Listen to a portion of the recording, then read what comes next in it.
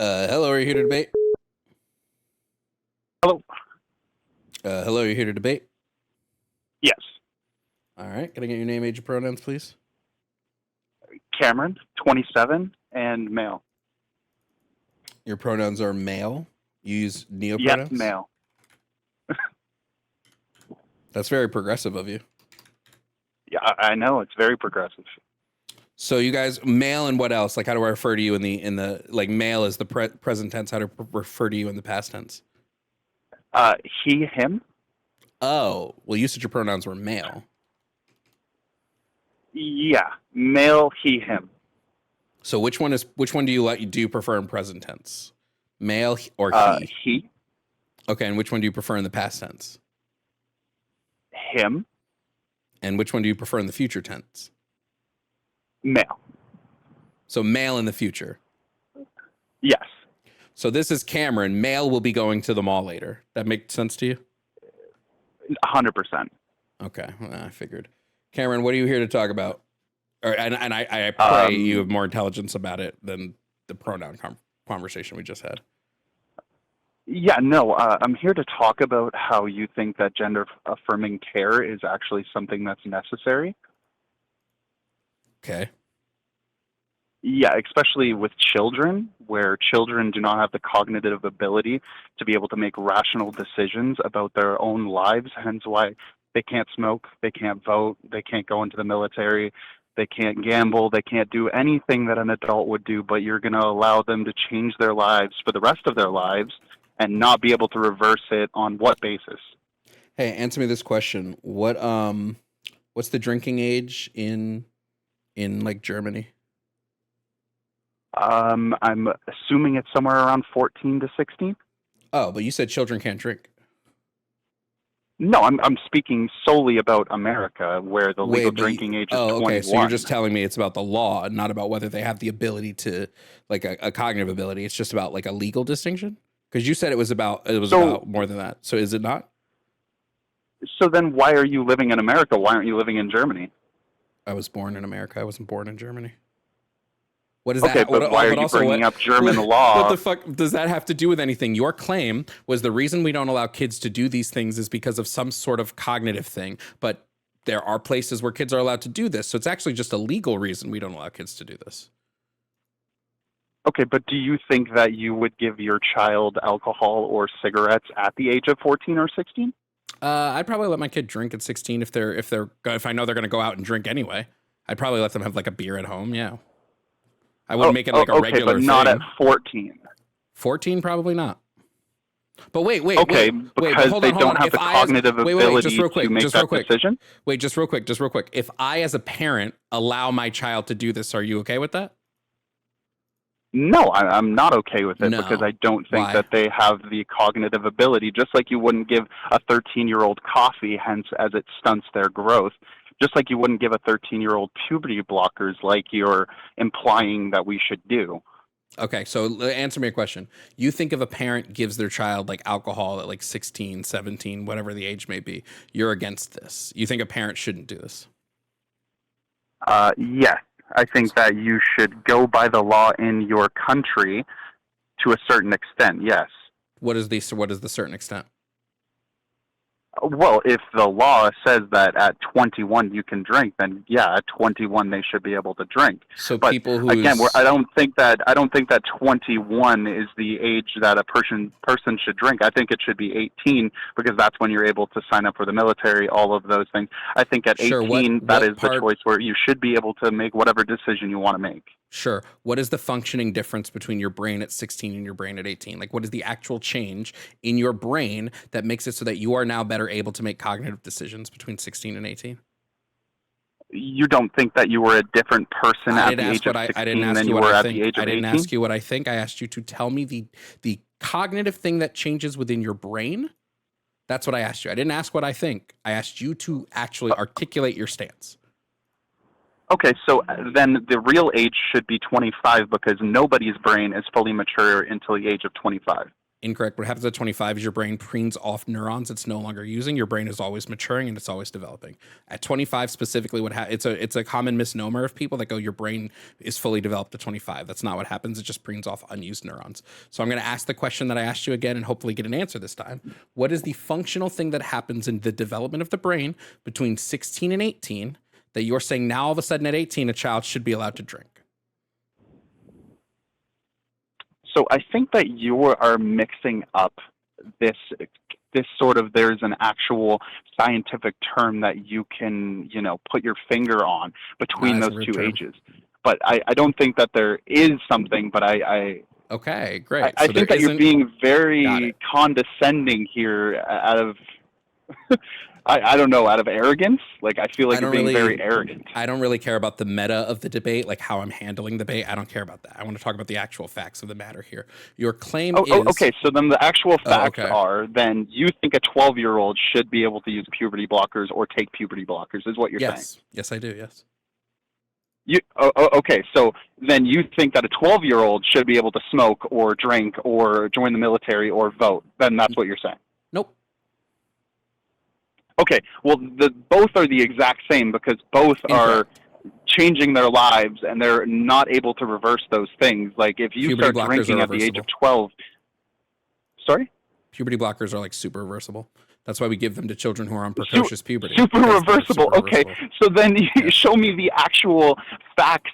Show me the facts that say that they're reversible, because I have not seen the evidence to say that they are reversible. Oh, sure, no problem.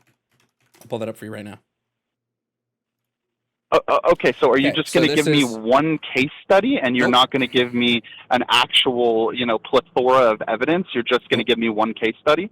Nope. I'm not going to give you one case study. I'm going to give you a study that looks at a bunch of different cases. A case study is when you look at like one specific case. So what happened is at the American Physiological Summit, they previewed a study. This study was where did it go?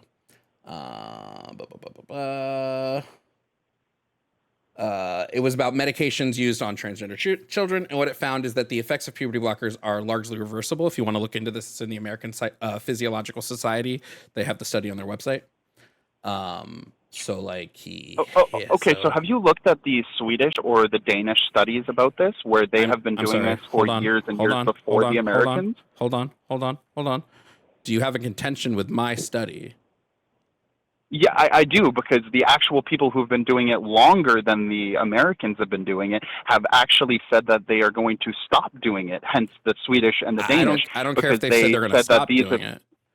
Show me the study. Show me the study from Sweden that specifically says it's irreversible. I don't really care if they say they're going to stop doing it, right? I could come out tomorrow as a leader of the Swedish government, like if I was elected leader, and say, hey guys, we're not going to do this shit anymore. That doesn't mean anything. Show me the actual study from Sweden that says that the effects of puberty blockers are irreversible. Okay, well, I'm not actually at my computer at the moment, but I mean, I would love to bring up that study. Do you have an email? I could send that over to you in an email once I get the information, but I can definitely send over the study to you. I'll tell you, the study is called nothing because Sweden has never done a study on the reversibility of puberty blockers. But they've done a study on the effects that puberty blockers have on children. Sure, we're not having a conversation about whether this thing has side effects. Your claim was that it's irreversible. That's what we're talking about right now. Okay. Irreversible to the extent that their puberty will never be the same as if you were to have never given them to them in the first place. Their puberty is never going to actually develop in the same way that it would have if you didn't intervene. Incorrect. This is incorrect. So you're saying that if you give it to them at 10 years old and then you stop at 13, they're going to have the same puberty that they would have had if you didn't intervene. That's what you're trying to tell me right now. Yes, this is why we use this drug for precocious puberty. Yeah. That's a ridiculous claim and a ridiculous statement to say that it's not going to change it in any way. Do we use puberty? Did I say change it in any way? No. I said it's going to develop in the natural way that your puberty would have developed. Do we use pubertal suppressants on children with precocious puberty? I think that two of those things are very different. One of them is to inherently change their gender. The other is to help them in their progression of it. Puberty blockers are not used to change gender. So I'm going to ask you the question again. Do we use pubertal suppressants, for instance, Lupron Depot PED, one of the most used pubertal suppressants on the market? Do we use this to treat people with precocious puberty? I'm pretty sure yes. Yeah. Okay. What is it doing when we give it to a child with precocious puberty? What does it do? Please clarify your question. What is the purpose of the drug when we're giving it to a child with precocious puberty? You tell me. What is it? It's to delay the start of their puberty, because their puberty is starting, and we want that puberty delayed. Do you know the length of time, the average length of time that a child with precocious puberty may be on said pubertal suppressant? Go ahead, tell me. It's going to be 3 to 5 years, typically. Next question. Okay, 3 to 5 years. What is the purpose of giving a child with severe gender dysphoria pubertal suppressant for to treat the gender dysphoria? What is the purpose of the drug doing? To stop their puberty from developing in the natural way that it's supposed to. To delay puberty, just like it is for the other child. It is quite literally to pause. It's to suppress their puberty, to put it on pause. How long is a child on, the child who's on, for example, Lupron Depot PED, how long are they on that drug when it's used to treat gender dysphoria? So let me ask you a question. So I'm sorry, what once about you answer all this, of this? once you answer this, you can ask me whatever question you want. I'm actually not sure. 12 to 24 months. So okay, that's what you're saying in general, 12 to 24 months. 24 months is the max. 2 years is the maximum that children with gender dysphoria are allowed on pubertal suppressants. Then after that, they either go off of the pubertal suppressants so that they can continue their puberty the normal way if they decide they are not actually want to take HRT, or they take HRT and go through masculine or feminizing puberty based on whatever they take. The point of this is to point out that your claim is that going on Lupron Depot PED will severely impact their natural puberty to the point that their natural puberty will not be able to progress the way it normally does. This is incorrect, and we know this because of the years we've been using Lupron Depot PED since the 90s for children with precocious puberty. And when they are on it for longer and then go off of the drug, guess what their puberty does? It continues in a normal way. They're using it for the exact same reason. It has the exact same effects. Now you can ask your question. So you think that so have you not seen the study? Sorry, have you not seen the study that shows that if you are to not give those drugs to those children, that I think it's somewhere between 80 and 85% of them turn out to just be lesbian or gay, and they just are comfortable in their own bodies? Yes, you're looking at a study. You're looking at a study that came about in the early 2000s that's talking about desisting. The issue with the study that you're talking about is specifically it categorizes gender dysphoria differently. It's going under the categorization of gender identity disorder, which is diagnosed completely different than how we categorize gender dysphoria. When we look at studies on how we've done this since we've been categorizing gender dysphoria correctly and diagnosing it correctly, it's actually vastly different. Actually, what we find when we're looking at those studies, which I'll pull you up right now because I have it in my study list, what we find is that of the cohorts, 93.1% of desistance cases happen before any drugs are prescribed, right? And that would be 93.1% of all desistance cases. And only 1% of desistance cases happen after any sort of medical drugs are prescribed. That's when we're looking at like currently. And of the study that we've actually done on this, which I'll give you the name of the study if you want to highlight it in the video and come back later. It's re-identification with birth registered sex in Western Australian pediatric gender clinic cohort. This is the most thorough study we've had on detransition in youth, period. What we found is that of the 552 gender referrals, only 27 of them desisted. And desisting is just what we call somebody who was never trans to begin with. So yeah, sometimes people who are not trans might think they're trans for some reason or another. This is why we moved away from gender identity disorder as a diagnosis, because it actually doesn't help to eliminate the people who might not be trans, and why we moved to gender dysphoria, because that actually does help to eliminate people from these equations who aren't actually trans. Sorry if that was long-winded. And so, okay, I understand what you're saying, but one question before I let you go. So you would be okay with your daughter receiving a double mastectomy at the age of, let's say, 12? Children at the age of 12 aren't receiving double mastectomies. That's saved for the age of 15 to 16 after the breast tissue is fully developed. You can't perform a double mastectomy in medicine until the Okay, breast tissue is fully developed. even at the age of 15 or 16, even at the Yes. age of 15 or 16, you are okay with your daughter receiving one of those if she says, "Hey, Dad, I would like to remove my breast." But you would be okay with her doing that. If she has been diagnosed with gender dysphoria and the doctors and her therapists and her endocrinologists think that this is the best method of care to prevent suicidality or harm, then yes, absolutely. If So then why are the studies showing that suicidality does not change after transitioning? It actually does change after transition. There's a drop of about suicidality up to about 70%. The studies that claim that there aren't studying pre and post operative trans people. It's studying trans people with the general population. And those studies are saying that compared to the general population, trans people still have a high level of suicidality. And then when they do the causation, it is because of societal and familial stigmatization, not because they're unhappy with their gender. And in fact, Do you know what the percentage is of suicidality? Do you know what that percentage is? It drops by 70% after gender affirming care. No, I'm saying in the general population of suicidality of trans people. Do you know what that percentage is? 40%, give or take. Sorry? It's about 40%.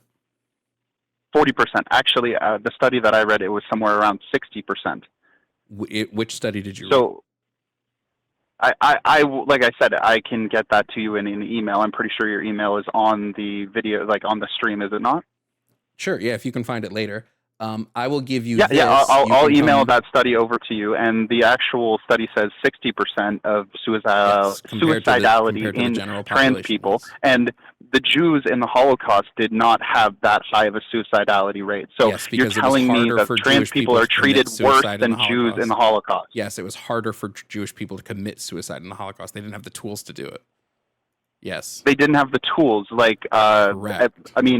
I think that that's very ridiculous to say. They could have committed suicide at any point in time if they wanted to. It's not. So the issue that you're having right now is you're not looking at causation. You're just looking at correlation, which correlation is dumb. You have to look at causation. When we look at Jewish people in the Holocaust, there were two like major things preventing them from committing suicide. One was they didn't have the tools or strength to do it. You have to remember that Jewish people in concentration camps were kept very weak. Like they were kept just strong enough to engage in labor. Right? They were fed very. I mean, okay. I assume you've seen the pictures. The other is they are a religious group of people that think if they kill themselves, they will killing themselves goes against their religion. So we're going to do that. Okay. So yes, you're saying that they couldn't have just ran towards a German soldier and the German soldier wouldn't have just shot them down. That would still be. That would be a very easy way to commit suicide. That would still be considered suicide. Exactly. So you said that they don't have the means, but they would have the strength to be laborers, but they don't have the strength to run into gunfire. Yes, because when it comes to suicide in the Holocaust, there were two factors that I just laid out for you. If you want to just focus on one factor, that's fine to ignore half the argument.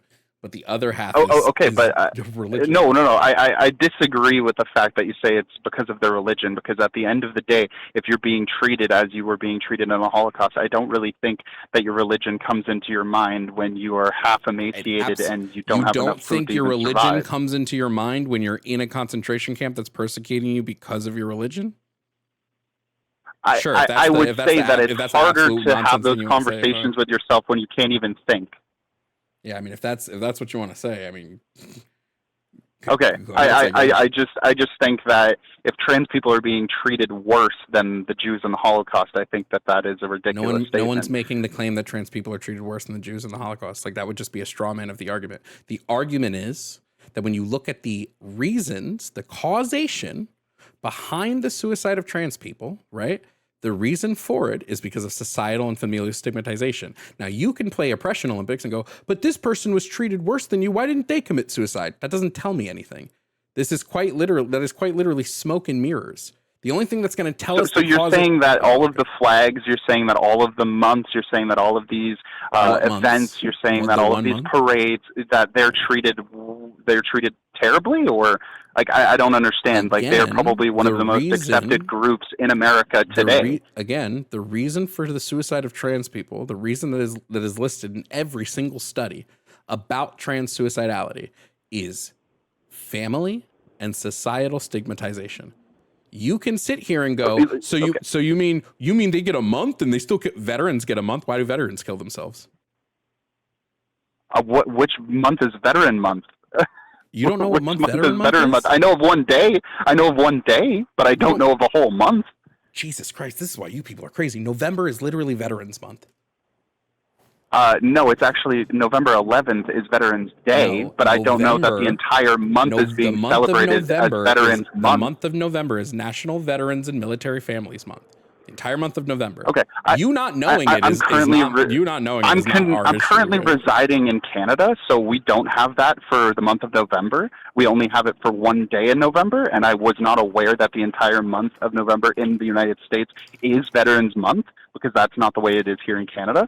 So in Canada, November is recognized as a month of remembrance for veterans, culminating in Remembrance Day on November 11th. Yeah, November 11th, but I'm telling you that around the country here, you do not feel like it is a remembrance month. Celebrating it's more like Canadian just a Armed Day. Forces Military Appreciation Month throughout November. Okay, well, I'm telling you from somebody who lives here, I don't crazy. You don't know your own. That's crazy. No, I'm telling you from somebody who lives here, I do not see it. Okay. Honestly, in the United States, it is way more patriotic, and they care about their military more than they do here in Canada. Let me tell you that. As somebody who has had 3 people in my family serve in the military, I can tell you that they don't get treated as well as the people in America get treated. Okay. I don't know what the point of that is. I'm just saying that you're trying to tell me that the month of November is an entire remembrance month, but I do not see that here.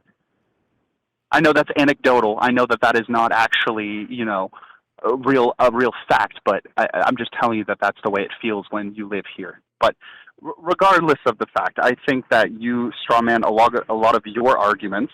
I think that you're in a bubble. I don't support Trump. I just think that children shouldn't have puberty blockers. I don't think that they should go through gender affirming care. I don't think any of that. I think you leave them until they're 18 years old, and then you let them make whatever decision they want to make. Wait, first of all, you can't strawman your own arguments. Strawmanning would be something somebody does to your arguments. Second of all, I didn't ask if you support Trump. I have no real care whether you support Trump or not. And third, can you point out to me, you're sitting here and saying, well, kids, they should have to wait till they're 18. Give me an actual solid reasoning that I haven't refuted already. The actual solid reasoning would be that you're not out of high school. You're not on your own. For most of the time, you're not on your own. You don't have to deal with life itself. You don't have the right to do any things that an adult would do before you're the age of 18. So at the age of 18, you can make whatever decision you want to make. But before that, you're still a child, and you should be allowed to grow up as a child. So this epidemic has only been going on for about 15 years at most. Before that, this was just this was all hearsay. Like, this was never a thing in the 90s or the 80s or the 70s. Please. Sorry? I need you to stop using words that you don't know the definition of, because I'm going to have to start making fun of you for it, and I don't want to do that. Like your fucking blue ears? Are we going to make fun of your weight? Like, what do you want to start making fun of? You can if you want to. You can if you want to. I'm going to insult you on something you have the ability to change. He hung up. Bro, crashed out so hard because you wouldn't stop using words you don't know what they mean. You said hearsay. Like, how the fuck is that hearsay? Hello, are you here to debate? Yeah. Hello? Yes, hello. Oh, there we go. Yeah, can I get your name, age, and pronouns, please? Dom, and I am 23 years old. Did you say Tom or Dom? I believe in pronouns. Dom, D-O-M, like Dom Turtle. You said you're 23, and I'm sorry, say that sentence one more time. And I don't believe in pronouns. I don't believe in that. So I just okay, beautiful. Born with penis, so I'm a man. Beautiful. I totally understand that. Can you, from that, for the rest of the conversation, you don't believe in pronouns? I won't use pronouns for you. You won't use pronouns. And if you do use any pronouns, I'm going to buzz in to let you know that you used a pronoun. Okay? Okay. All right. So what are you here to talk about? Well, I think Trump's doing an amazing job. More than Sorry, Dom. whatever. Sorry, Dom. You just used a pronoun. Please don't use pronouns. You said you don't believe in them. I said Trump is doing an amazing No, job. you said I'm where's here their to pronoun? talk. You said I'm gonna talk about. I'm is a pronoun, so please don't use pronouns. You also said All Trump. right. Well, no. Yep. He's So doing please an continue. amazing job for the working class. If this bill passes, Sorry. You just said amazing. Sorry. You said he is doing an amazing job for the working class. He is a pronoun. Please don't use pronouns. You said you don't believe in them. Yeah, but he is a man. He's a man. Oh, sorry. You said you do not believe in pronouns. So that was another one. No, like they, them, and all that. Like that doesn't. They, them is a pronoun as well. It's just a Yeah. mental disease. Yep. So Transgenderism is gender. I don't really care about. I don't really care about. about all of that. If you're gonna say that you don't believe in pronouns and you don't use them, don't use them. Wow, how else would you describe somebody? Sorry, you said you again. For real, dude? Dang, you're so Dude? bad, dude. Like I'm so sorry for you. I'm so Hate sorry. to tell you what dude just is. Completely brainwashed. You're brainwashed. I'm brainwashed. I'm sorry for that. There we go. Absolutely. You're brainwashed. There we go. There's What? another one. Your was another one. How many more pronouns do you want to use today? I thought you didn't believe in them. You said you don't use pronouns, right? I don't use pronouns. Yeah. Okay. So I'm holding you to this. Pronouns. I'm holding you to this. You said I don't use them. So don't use them. Yeah, it's I really don't. simple. Have a conversation without using pronouns. Dory donated $5. Just rub the bean. Don't need you moving your finger from all that. Yeah, let's see if I can do this to your liking. Keep doing it. Till you can. I is a pronoun. Be careful. So what would you be your definition of a pronoun then? Well, it's not about my definition of a pronoun. It's just like the English language's definition of a pronoun, which is just a word that replaces a noun in conversation so that we don't have to consistently talk to people like they're cavemen. Well, you're asking me my pronouns, right? So, obviously I'm a male, right? And I just do not believe obvious, but in okay. they, them, zers. You don't believe in they, them. They, them has been a singular pronoun since the 1300s. So you're saying... I think describing someone what is that? 7? Hold on. Just confirming. You said you don't believe in they, them, which has been a singular pronoun used since the 1300s. So you're claiming that 700 years of pronoun use you disagree with. I think identifying as a they, them doesn't exist. It shouldn't be there. Identifying as they, them, how can you be more than one person? You're not. They, them is also, they, them are singular. They, them can be used both as a plural noun and as a singular noun. Okay. Pronouns. Well, then going off that, I don't believe using pronouns to identify as a person's gender. I guess we can clear that up. Okay, so you don't. So you don't use them. any third-person pronouns that refer to gender. So you would actually use they, them for all people's third-person pronouns. Yeah, like if there's a group of more than 5 people, like, hey, those people over there. But you cannot identify one single person as a they. It just doesn't make any sense. I hate to tell you that the singular use of they, them has been a thing since the 1300s. I'm just letting you know that again. So you're saying that people identified back in the day as they, them. No, they, them is just used as a singular. You can use they, them to refer to a singular person. They, yeah, I guess I can understand that. But identifying as a they, them, this is what I'm talking about. The reason why people use they, them to identify themselves is that they do not align with either the genders man or woman. So he, him, and she, her are pronouns that they don't align with. Now we're making progress. Okay, so yeah, what's wrong with this? Gender comes down to chromosomes. Okay, that would be sex.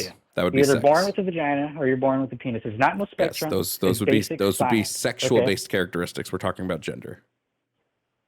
Gender is the same thing as sex. Want to bet? It is this. Do you want to bet? Do you want to bet? Absolutely. Are you attracted to females? Absolutely. Okay, so females are what's attracted to you, and so you would be attracted, and all females are women, correct? Females are people that can reproduce. They can carry a baby and have periods and all that. That is what a female is. Okay, so a female would be an organism that can reproduce and carry a baby. That's what you're saying. Absolutely, and they bleed every once a month or whatnot. So okay, can you see my screen right now? Can you see my screen right now? No, I'm doing something, but I didn't think you would actually pick up the phone. This is funny. I just want to know. I just want to know if the female that I have up on my screen right now, if you would be attracted to her. Let's see. Well, we all have a status of like attractivity. Like, you know, let's see. Just wondering. I don't know. A female. So no, that is a dog. Right? Are dogs not females? Human. I guess are dogs not females? I guess I gotta be more specific with you. So wait, hold on. Are dogs not female? No, dogs are female. Okay. Did you or did you not tell me? Did you or did you not tell me you were attracted to females? Well, I did tell you I was attracted to females, but you're rewording what I'm saying. So you're just like going off of nothing. Like you. I'm not rewording. I didn't reword a single. I didn't reword a single thing you said. I asked you very specifically. I asked you very specifically if you were attracted to females. You said yes. Now, I'll be super specific to meet your terms. You should always be super specific in a debate. I'm attracted to Homo sapiens, right? Female Homo sapiens human beings. Okay. Okay. So all females are not the same. What do you mean by that? Well, you made the claim that gender and sex were the same thing, which would mean every woman, every female is a woman and every woman is a female, because these are the exact same things. Which means when you make a claim that a woman is an is a female, right? You're saying that you're attracted to females. These dogs are female. They would be women to you. I'm attracted to adult female women that happen to be human. Wait. You said that that gender and sex are the same thing, correct? Absolutely. They can be used interchangeably, correct? Interchangeably. So what do you mean by that? What do I mean by interchangeably? Yes. So like you can interchange it or what? One word can be used in place of another word. I can swap out the words. Use it in a sentence. Use it in a sentence. I did use it in a sentence when I asked you the question. A better one that I can understand, because I'm not understanding what you mean by female. You said female and what was it? Woman can be used interchangeably. I can take the word, do the words male, women. I'm sorry, Jesus Christ. Do the words gender and sex mean the exact same thing? They do. It's just different rewording. It's just a different word, you know? It's just a different word to describe something. Great. If they mean the exact same thing, then every single female is a woman. And every single woman is a female. Correct? A woman. I think a woman would probably describe a human, I believe, right? Then gender and sex are not the same thing, because female describes every species that reproduces in a sexually dimorphic way, whereas woman refers to strictly humans. Okay. So gender and sex are not synonymous words, correct? It's like the same word, but just reworded differently. They're not, because one word means every species and another word is specific to humans. So that by nature, they are absolutely not the same word. So now we know that gender only exists inside of humans. Why is that the case? Well, it's just basic science, man. It's all it is. It's just basic science. You know, it comes down to chromosomes, really. Well, it doesn't, because if it came down to chromosomes, the dog I just showed you would be a woman. But it doesn't come down to chromosomes, because there's an extra added factor here, and that is being human. You must be human to be a woman. So my question again goes, why? Could it possibly be because woman is a gender term and gender is talking about a social thing, not a biological thing, because humans are social creatures and that's why no other creatures have gender, because it's related to the social conditioning of humans? Or is it that it's just down to the chromosomes, in which case every female is a woman? It goes down. The word can be used for both, like describing, like, look at that group of females. Look at those group of women, but it's the same. Female word. What? You know what I mean? And it describes the same thing. If I said, look at that group of females, and there were 100 females, and 50 of those females were dogs, could I also say, look at that group of 100 women?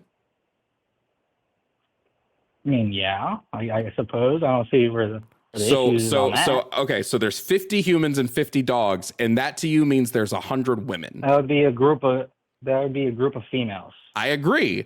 100 female humans and 100 female dogs would be a group of females. 200 females. Look at that. There's 200 females over there. But could I say there's 200 women? I mean, it just sounds the same. I mean, it's just a different word. You know, it's like they, you know what I mean? Like they can mean multiple things there. You know, different words are spelled differently. You know what I'm saying?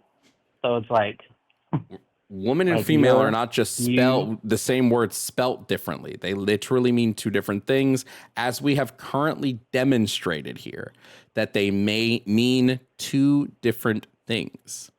And you know they mean two different things because you would not look at a group of, let's say we have 20 female dogs and one female human walking those 20 female dogs. You would not look at that and say there's a group of 21 women. And you know you wouldn't. Because woman does not mean the same thing as female. Crazy. I'm specific about words. I'm being specific about words in a debate about words. Who would have guessed? Who would have? Craziness, bro. Craziness. Who would have guessed that I'd be all the way? That's specific. All I gotta say. Trump all the way. I voted for Trump. I know you have an irrelevant love. What's your point of view on the illegal immigration? What's your point of view on illegal immigration? It's a non-issue. It's a non-issue? Correct. Even though I don't know why we're pivoting to something else. I get it. But, I mean, it's a non-issue. There is no problem. There's no illegal immigration problem. How is it not an issue? Because there's no illegal immigration problem in the country. Well, not anymore. No, there never was.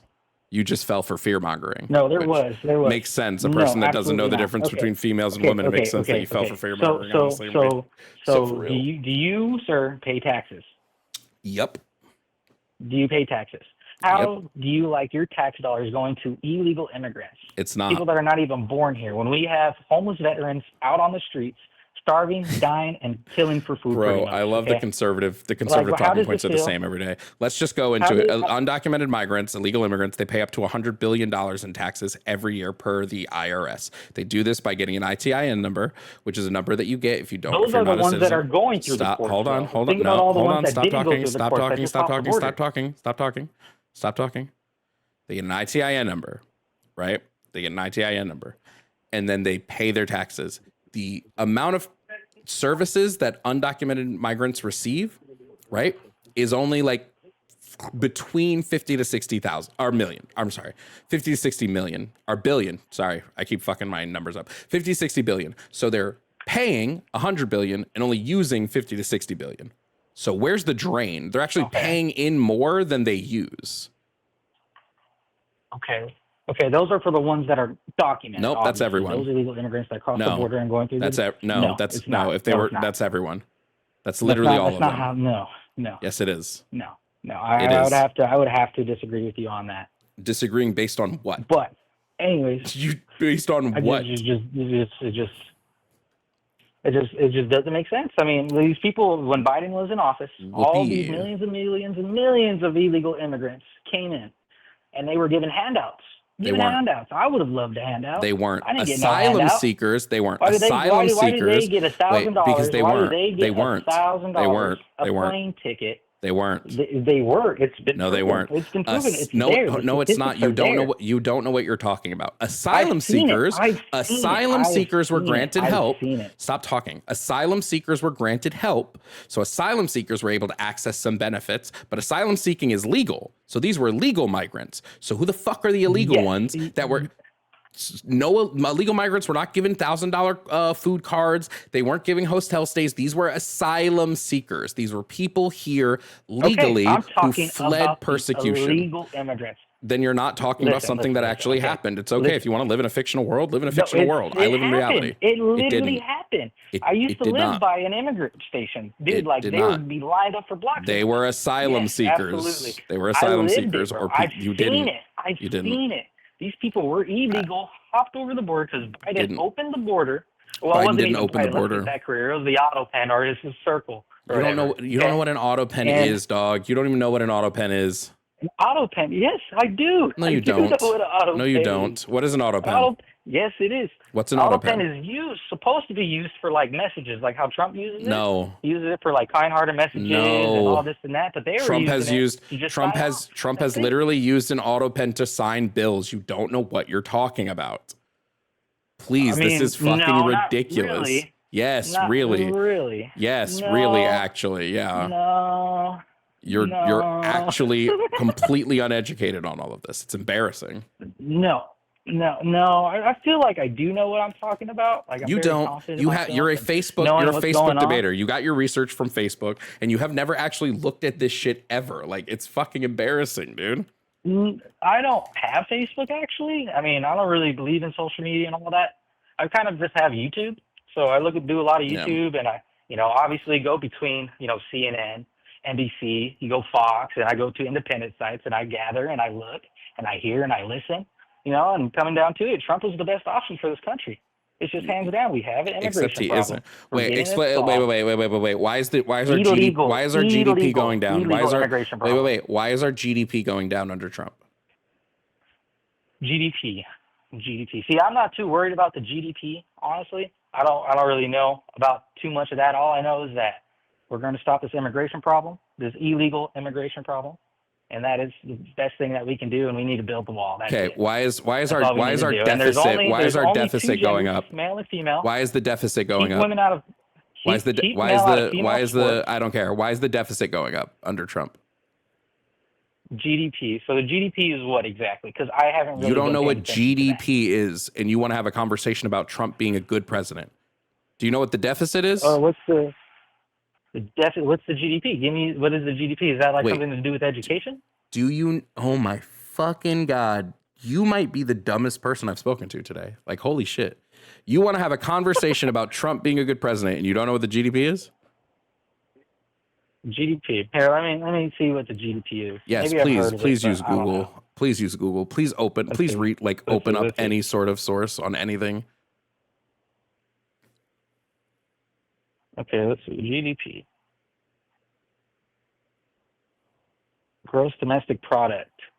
So the total value of goods and services. Well, the reason why they're up is because we're foreign. It's not up. And there's tariffs in the, place for that. You don't. Oh my God, you're so stupid. The GDP is down, dipshit. GDP is going down. The GDP is how much the United States is making by selling goods and services throughout the globe. GDP is lowering. Our global GDP is down, and our fucking. Well, because we're waiting on trades. We're waiting on trades. No, it's not about trades, stupid. It's not about us waiting on trades. Jesus fucking Christ. And our deficit has gone up. You don't know any of this shit. Yes, it does. Grocery prices are up throughout the country. Grocery is seeing a 2.8%.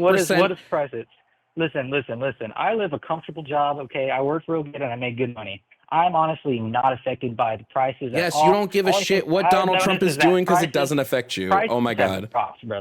They have not. Grocery prices are up. Gas prices are dropped. No, they have not. Gas is seeing a raise. No, it's not. Oil prices are up. It's been dropping. No, it hasn't. I highly recommend you take a moment to view both sides. I don't have to view both sides. We have this handy thing. When it comes to inflation, which is the consumer, what the fuck is it called? The CPI. The Bureau of Labor Statistics has the CPI, which is the consumer price index. The consumer price index tells us every stop talking. The consumer price index literally tells me, okay, bye, have fun. For everybody else, the consumer price index literally tells us how much prices are going up of specific commodities. What we know for a fact is food is up. All food items are up 2.9%. We know this for a fact. Food is up. This is fucking so stupid, dude.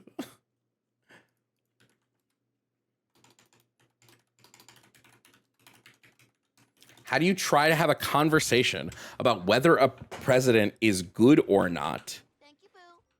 And you don't know what the fuck GDP is? Like, are you fucking kidding me? Are you fucking pulling my dick right now? If we look at residential totals for gas, okay? January was 15.95, February 16.44, March is 17.11, April was 17.45. It is rising. Fuck, these people are so fucking stupid. Hello, are you here to debate? Good, and you? What's up? What's here up? to debate, my bad. I'm sorry. I'm Jason. I'm here to debate your topics for Christianity is terrible. All right, Jason, what's your age and pronouns? I'm actually 19, and I'm a he, him. Okay, Jason, tell me All why right. Christianity is good. All right. Christianity is good. Well, Christianity isn't bad at all. I don't really think it's bad. I think it's a way for people to be guided into doing right in whatever they're doing. Can I teach people right and wrong without Christianity? I mean, yeah, you definitely can, but I also think that Okay. the events in the Bible are teaching points, and they're actually things that I believe have happened. So you can say it didn't happen. I do believe they happened. You believe that everything in the Bible is accurate and that those things did happen? It did happen. You're breaking up a bit. Yeah. I don't know if you're connected to Wi-Fi or if you can like unconnect from Wi-Fi or anything, but you're breaking up a little bit. Done. Well, I do believe, yes. Okay. So which one we're all descendants of incest then, right? Yeah. And that's a good thing? That's just a thing that happened. So all of us are just incest babies. Pretty much. I mean, like... Okay. And let me ask you about some other things that happen in the Bible. Let me ask you about some other things that happen there. What specifically is the moral of the story of Job?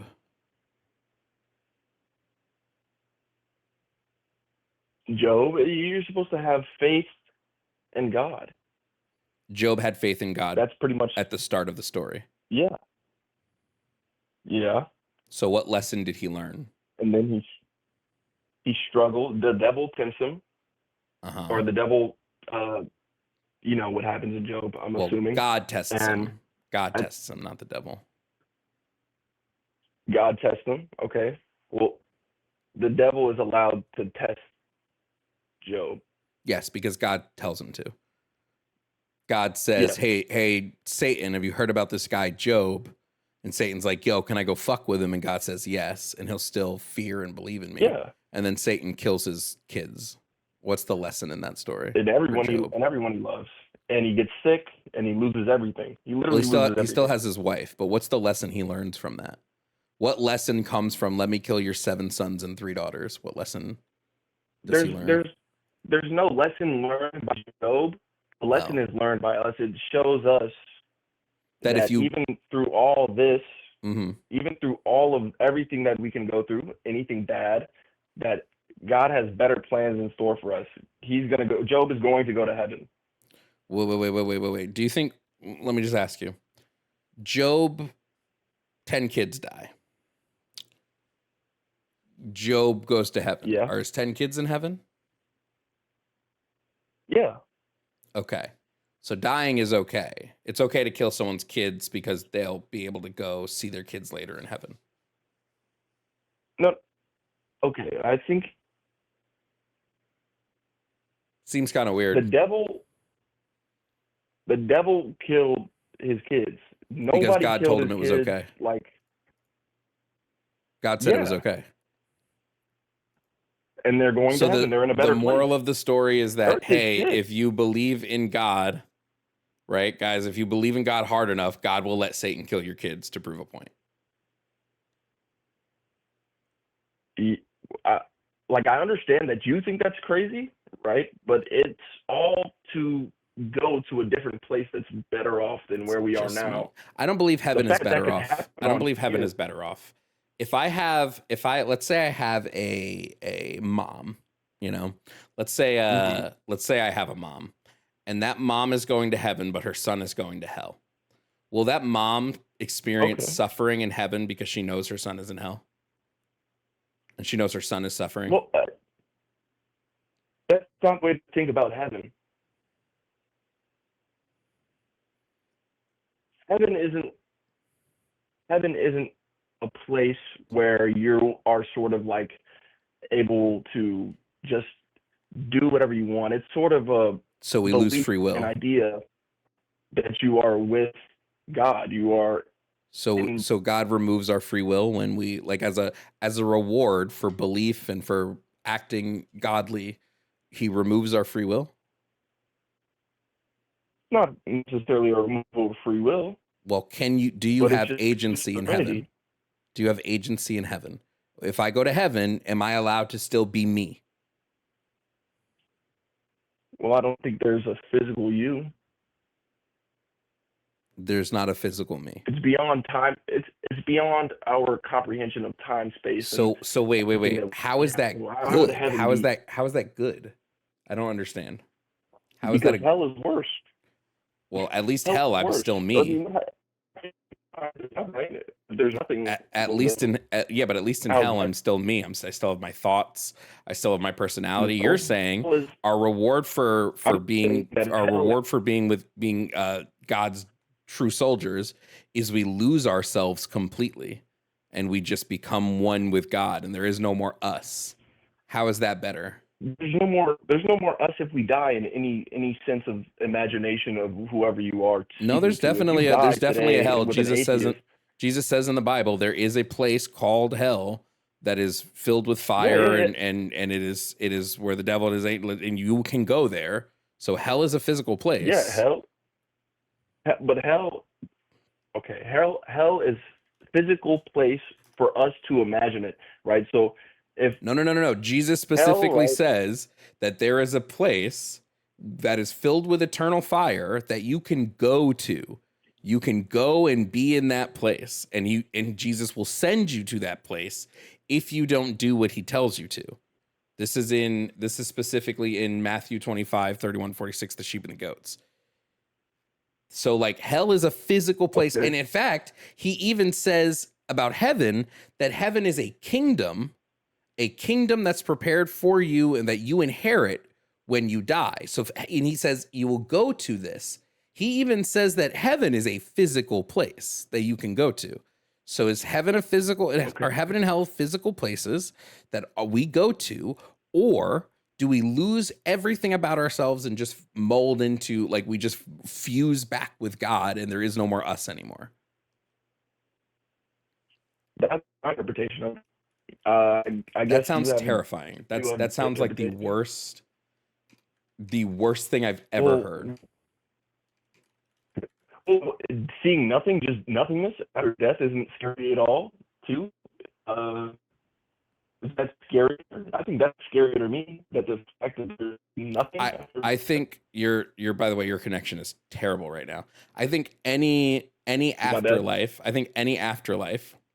if we're looking from a religious sense, where you cease to exist, is what's the point of the fucking religion then? What's the point of giving us free will if when we die, you're just going to zap us away? If I am gone, why do I want to be? And even then, how do I experience? I wouldn't experience this heaven anyway. If I just become one with God again, I just fuse back with God, and there is no more me anymore, then why would I want to go to heaven? I don't experience this goodness. I'm gone. Why would I even want to be there? Can I experience the bad if I go to hell? If yes, I take that. I take still experiencing over not experiencing any day of the week. Okay. Well, I would say that you are experiencing consciousness going to experience heaven and hell. I personally do not believe that there's a physical space. I can't hear you. You're breaking up way too much. Jason, you're breaking up way too much. We physically can't hear anything you're saying. Wait, can you hear me now? Now we can hear you, yes. Okay, I think heaven is more or less like a spiritual place. You're not going to be physically present in the sense that what I think Jesus said that you could go there, meaning that it is more of something to look forward to after you die. Wait. So hold on. Not So necessarily. does my consciousness, okay? Does my consciousness exist in heaven? Yeah. Okay. So there is a me that is in this place In heaven. and do I You- maintain in my heaven. do I maintain my memories from earth? I don't know. You would have to go to heaven to find out. But I genuinely was calling to debate about the slavery thing. Oh, sure. But, Yeah, the Bible condones heaven- slavery. Yeah, what about it? Like, yes, I don't either condone slavery, right? But my first initial standpoint, or what I said when I called you, I don't know if you could hear it or pick it up. I said that I think the Bible is a set of guidelines to make us do right We in any can't. We situation, can't. anything that we're doing. You're still breaking up, but like if you're saying the Bible is to guide us to do right, what right is there in owning another person? Like how is that a right, like to own another person? Well, not necessarily owning. Yes, slavery isn't bad. That sounds crazy, but slavery isn't bad. The definition of owning another person isn't wrong. How you treat that person can make slavery terrible. American slavery was one of the worst, most horrific things to ever happen in the entire history of the world. Can we agree? Owning people is bad. Period. Okay. It is bad So to do you own own someone. your children? Do you have ownership No, of your children? I do not Do you own have my ownership children. over your children? No, you don't So own it's your not children. your kids. They're not your They're kids. your children because you have guardianship over them. You do not own them. So, but you are responsible for everything they do, right? Uh-huh. That doesn't mean you own them. That's those words. Everything that we speak about children is ownership. You do own your children, whether it's like you like it or not. You do own them. No, you don't You're own your responsible for children. them? No, you do not. You don't own your You're kids? responsible for them. You do not own them. They're not property. They're not something that you can own. If my kids are your kids, you have guardianship over them. You're legally obligated to keep them safe. You don't own them. This is why the state can come take your kids away if you're neglecting them. Because you don't own your kids. The state can't come take my iPhone if I neglect my iPhone, right? Because that's my property. But you shouldn't neglect your iPhone. You shouldn't neglect it. That's the whole thing the Bible says about slavery. Is it wrong? Is it wrong to neglect my iPhone? It's wrong to neglect anything. But it's not wrong to own slaves. It's a negative word. It's wrong to thing. So is slavery. Slavery is also a negative. No. Treating your slaves is a negative thing. Neglecting people is a negative thing. Slaves are people. They're human beings. Ownership of another human is inherently mistreatment because it is removing that other person's autonomy and agency and saying you must do at all times what I tell you to do. Okay.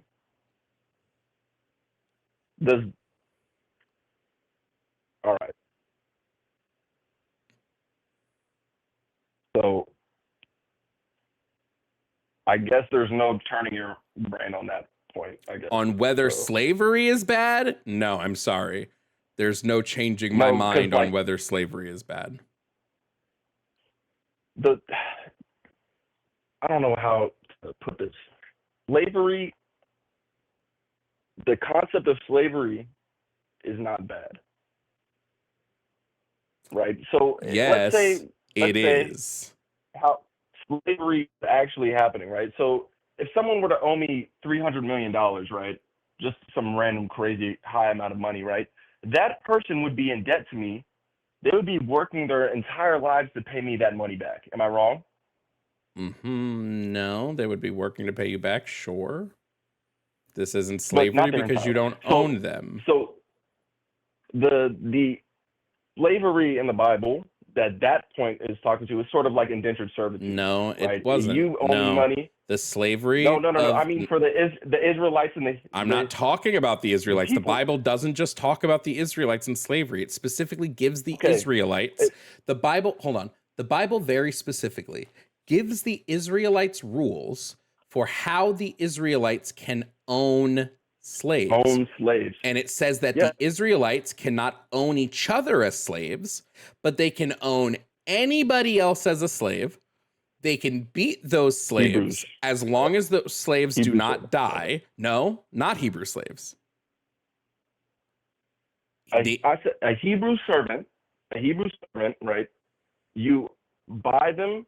The Bible doesn't just And talk you about own them Hebrews. for This is 6 something that I years, have. you This go is on the stop. Okay. This is what I'm gonna this get is. to the This other is two. wait. I don't need to hear about Hebrew servants. I don't care about any of that. We are just talking about slaves, people who are owned as Okay. property. Hebrew servants were not property according to the Bible. That would have been the people that were bought and sold from other nations, non-Israelite people were able to be Okay. used as property and as slaves. And prisoners of war. Yes, equally as Right. bad. Equally as bad. So slavery was a system of prisoners of war being passed around. That's all slavery was. That's what it was in Africa, coming to America. They were selling people. Yes, some people were being captured, and that's wrong. I think capturing people to force them into slavery is wrong. But if you're going to war with another country and you kill all their people and they have nowhere to go, nobody to live under or be This like, is in a still country by bad. themselves. Everything you're naming is still bad. But it also wasn't just prisoners of war. They took children slaves. They took children from other nations and made them slaves. You're telling me children are prisoners of war? If your parents are dead and you have nowhere to go, like, yeah, you'd be enslaved. How about the Israelites just don't go slaughter an entire group of people because God says he doesn't like them anymore? Maybe that's what should have happened. Well, it happened. I mean, you can tell people Still not to happening. do something, but if they did it, it still happened, right? I'm just saying. God is the one who told them to do it. The Bible. Bro. Whether or not they're prisoners of war, they're still slaves. They're still owned as property. Yeah, and God tells them to treat them right. No, he doesn't. He says you can beat them as long as they don't die. How is that treating them right? But that's as a form of punishment. You're not just beating them to beat them. Why are you beating someone as a form of punishment?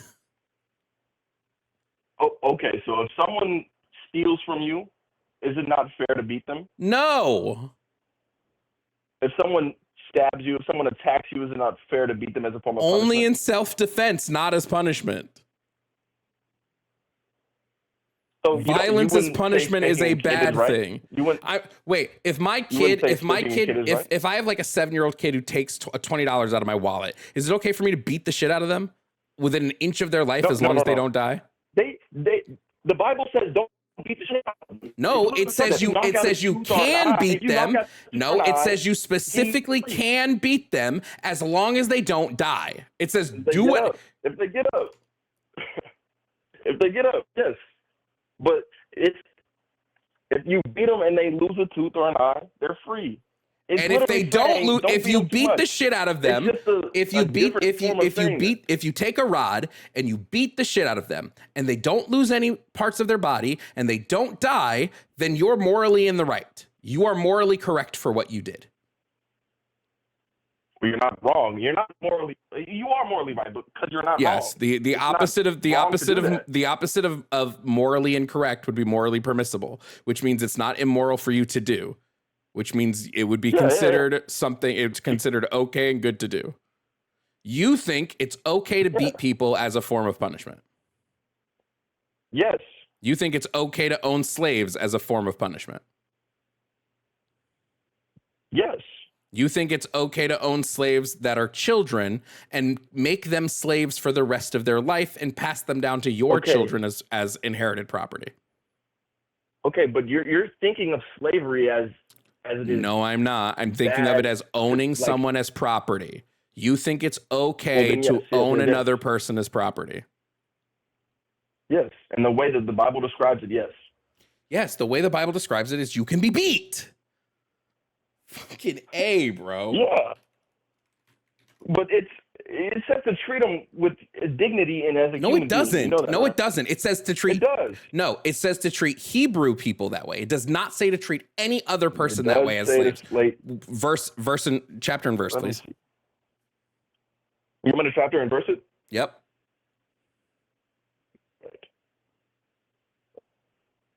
Can I pull out my Bible for a sec so I can get it correct?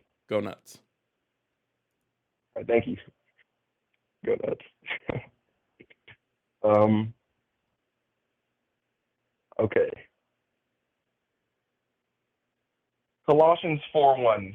Masters, provide your slaves with what is right and fair, because you know what you also have. You also have a master in heaven. Ephesians 6:9. Do not threaten them. Hold on. Give me a second. I want to look at the entirety of Colossians. If this is what we're gonna claim that it's about. Chapter 4.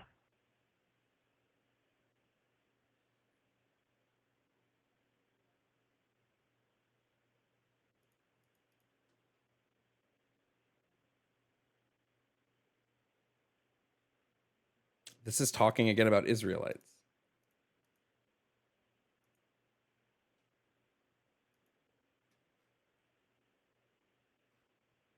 This is talking about Israelites. Israelites? What about all the other people that weren't Israelite slaves? It's talking about all slaves. No, it's not. Is it not? No. Okay. Okay, well, Galatians 3:28. There's equality. It basically says we're all equal. There's neither Jew nor Greek, slave nor free, male nor female. This is another bunk one. What specifically in Galatians, what Paul is saying is that when you go to heaven, we're all equal. But he's acknowledging that on earth there are still these things. Unless you believe God is or at least under Christianity, man and women don't exist, because he says there's neither man nor woman as well. So are we all just genderless blobs? It's man nor woman. We are all equal. It doesn't matter. We're all equal as human life. In the right? kingdom of heaven. Wrong as me killing. Yes, but that is acknowledging that there are slaves. That's not saying not to own slaves. It's just acknowledging that slaves are a thing and saying that in the kingdom of heaven we would all be the same. Under God, to God, we're all the same. That doesn't mean we're all the same on earth. Does not mean that right now. It means that to God we're all the same. That's it. Doesn't mean that slaves don't exist. Doesn't mean any of this. Just means that, but for people that care about context, Jesus Christ, yeah, that doesn't mean anything. Slavery existing before the Bible doesn't mean anything. The Bible can condone or discondone it if it wanted to, but it doesn't discondone it. It condones it. You bringing up that slavery existed before the Bible is a way for you to just pivot off of the conversation. So what? Murder existed before the Bible. Most things existed before the Bible. The Bible, or not most things, but a ton of things existed before the Bible. The Bible is not like the oldest thing on the planet.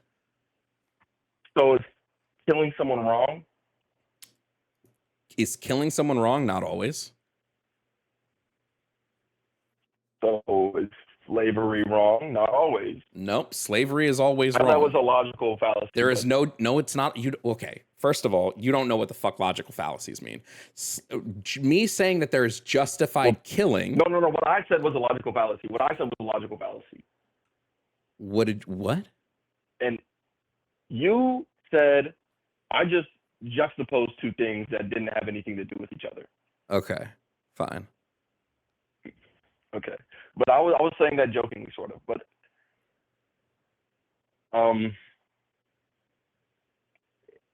the Bible says like drinking and smoking is wrong, right? Okay. I don't believe, or it doesn't say in the Bible that people didn't drink. God had the field. Wait, really quickly. God had the foresight to be like, "Hey, yo, drinking is wrong, but not slavery." That's fucking crazy.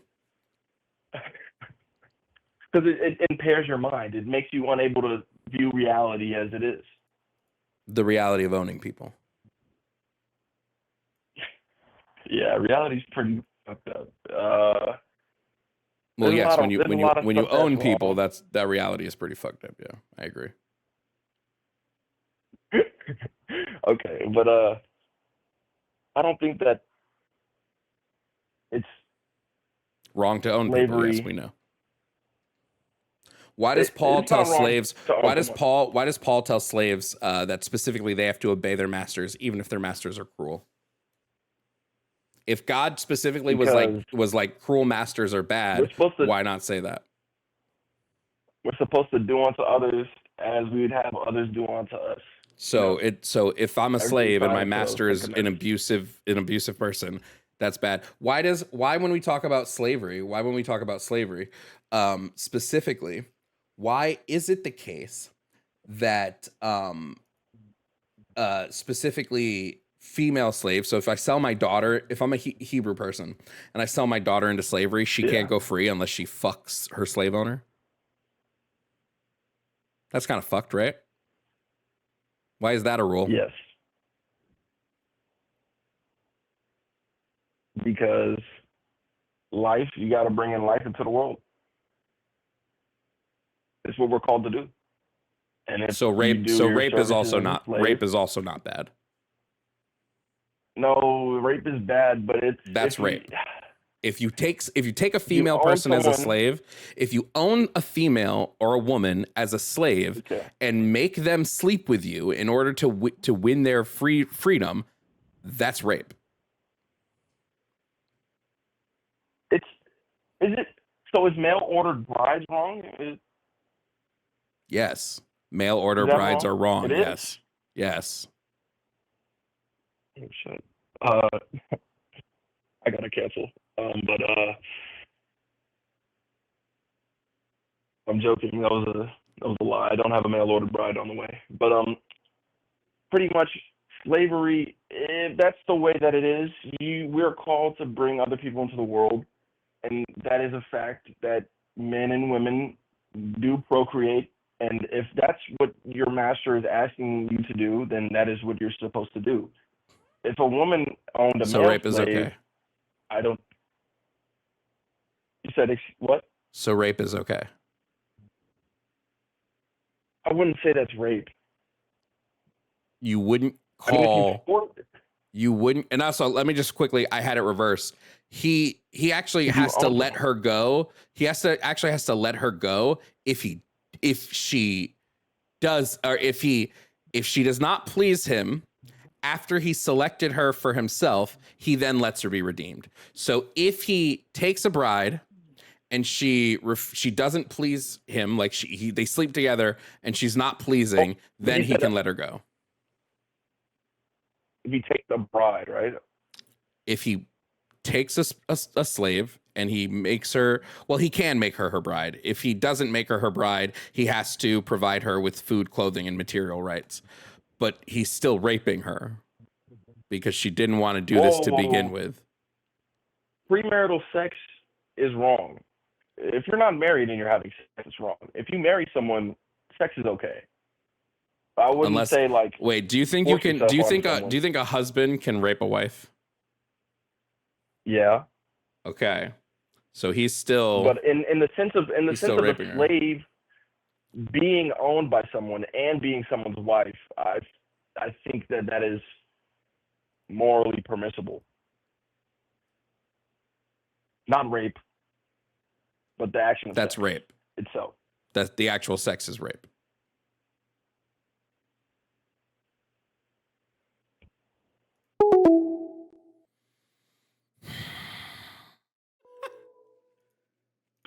Hello, are you here to debate? Hello? Yeah, what's up? You here to debate? Sure. I don't really have strong opinions on all your things, but the whole giving hormones or any kind of drugs to children is pretty wild, dude. Okay, can I get your name, age, and pronouns? My name's Mike. I'm 33, and you can call me whatever you want. I think it's kind of weird to get bent out of shape over what people call you. You're the one. Wait, Mike, you recognize you're the one getting bent out of shape, right? I'm like getting, right, like right yeah, now. I'm upset about giving drugs that harm their bodies and change the way their body's going to grow and Sure. cancer. Sure. That's a reasonable thing to be bent out of shape, right? Protecting children. Sure. Should we give 14-year-olds birth? Should we allow 14-year-olds to access birth control? Condoms. We shouldn't allow 14-year-olds to access the birth, like the pill, the birth control pill. Do you think birth control is good for you? I think the risks the benefits outweigh the risks in a lot of cases. But you're just avoiding answering the question by pushing it back on me. Can I please get a solid answer from you on the question? Why Can I weren't get educating kids with birth control and teaching them how to have proper sex instead of We just giving do, them and drugs? one of the things we tell them is like the birth control pill is an effective form of birth control. When I was in school, I had to get that proper education. They said we're not allowed to talk about condoms. We're I don't supposed know. to talk about birth control. What? They didn't even really talk about that. They said don't have sex. Jesus Christ, Mike. I don't know. Don't grow up in rural Alabama. I don't know what to tell you. Like where I grew up, they taught us about we're the exact same age. Where I grew up in upstate New York, we learned about sex. I learned about birth control. I learned about condoms. I learned about all of that. So I don't know what to tell you that you grew up in a place that didn't teach it. But all of this, they informed us that birth control has risks and it has side effects. Yep, they didn't just say, "Hey, here's a drug with zero side effects." No, nobody said there doesn't exist a mythical drug with no side effects. My question to you, and I'm waiting for you to answer it, is do you think that kids who are like 14, 15, who are going to start becoming sexually active, right? Should they be allowed to access the birth control pill? Yes or no? I don't think kids should be getting harmful drugs. Okay. You don't think kids should be getting harmful drugs? Well, birth control is proven not only to like affect like just your hormone levels, it also affects just like how you think, and it's proven to give kids anxiety or depression. Anything honestly that like even just sugar can throw off your hormone levels. But then there's like the extremes of things. Like if you were to give a kid like a teenage boy estrogen, that would completely fuck up their body. Or on the other hand, a teenage girl, testosterone. There are certain levels that you should be in, like to avoid getting cancer. Or, mostly cancer and tumors and all that stuff. That's all caused by that, just hormone irregularities. Okay, answer me something really quickly here. When we provide, whether it be adults or children or anybody with access to medicine, and that medicine has side effects, who gets to determine? I'm speaking. Hold on. What's the medicine? Hold on. Did you just ask what is medicine? What is the medicine you're talking about? I'm not asking what is medicine. I'm just broadly speaking about medicine in general. Yeah, but a lot of things are called medicine, but it's not medicine. Like you say, Adderall medicine, that's just basically one molecule from being meth. Why not just put the kids in a different like school program where they can get better? Do you know when you say? Okay. Do you know when you say something and you say something like, "Oh, this thing is like chemically, it's one molecule away from meth." Do you know how much one molecule can significantly change the chemical composition of a thing? So are you saying alcohol doesn't cause high blood pressure, high pulse rate, doesn't shrink your brain over, a small more amount of time, just like I'm saying that when all it these comes other. to pharmaceutical medicine, there are benefits and risks to I'm saying every there's different. Jesus Christ. There are benefits and Getting really risks upset. to every nobody is upset. We're waiting for If a you to kid has stop a over bacterial talking. effect, yeah, give them antibiotics. Where the kid's like, hey, I think I'm. Okay, I just muted him so I can make my point. When it comes to pharmaceutical medicine, every single piece of pharmaceutical medicine has risks and every single one has benefits. The question we ask ourselves in medicine the question that makes whether or not what you're taking is ethical or what you're taking is effective or whether it is ethicable is whether or not the benefits outweigh the risks. When it comes to gender affirming medical care, we have strong evidence to show that the benefits significantly outweigh the risk. And so I'm going to go with the medical consensus based on studies and literature. I'm not going to go with, I don't like it, so get rid of it, which is Mike's entire argument. To kill themselves one big transition. What about those kids? The suicide rates dropped by 70%. That's not the numbers I've been seeing. I'm saying that. Okay, provide me a study that says otherwise. All right, you want to sit here and throw studies, but yes, I want to sit here and throw studies. If you're going to say that it does X, then I need to see a source that correlates the data and correlates the actual action to the outcome that you claim. So if you're sitting here and stating that actually, let me bring up an example for you while I look. I don't need an example. I'm going to kill myself if I don't get a tattoo. Would you give the kid a tattoo? This is a false equivalency, so I will be waiting for the study. False equivalency. When I was 12, I wanted to be a Air Force, the pararescue med. My parents were like, you know what? We should send you to the Air Force right now. Yes, this is a false equivalency.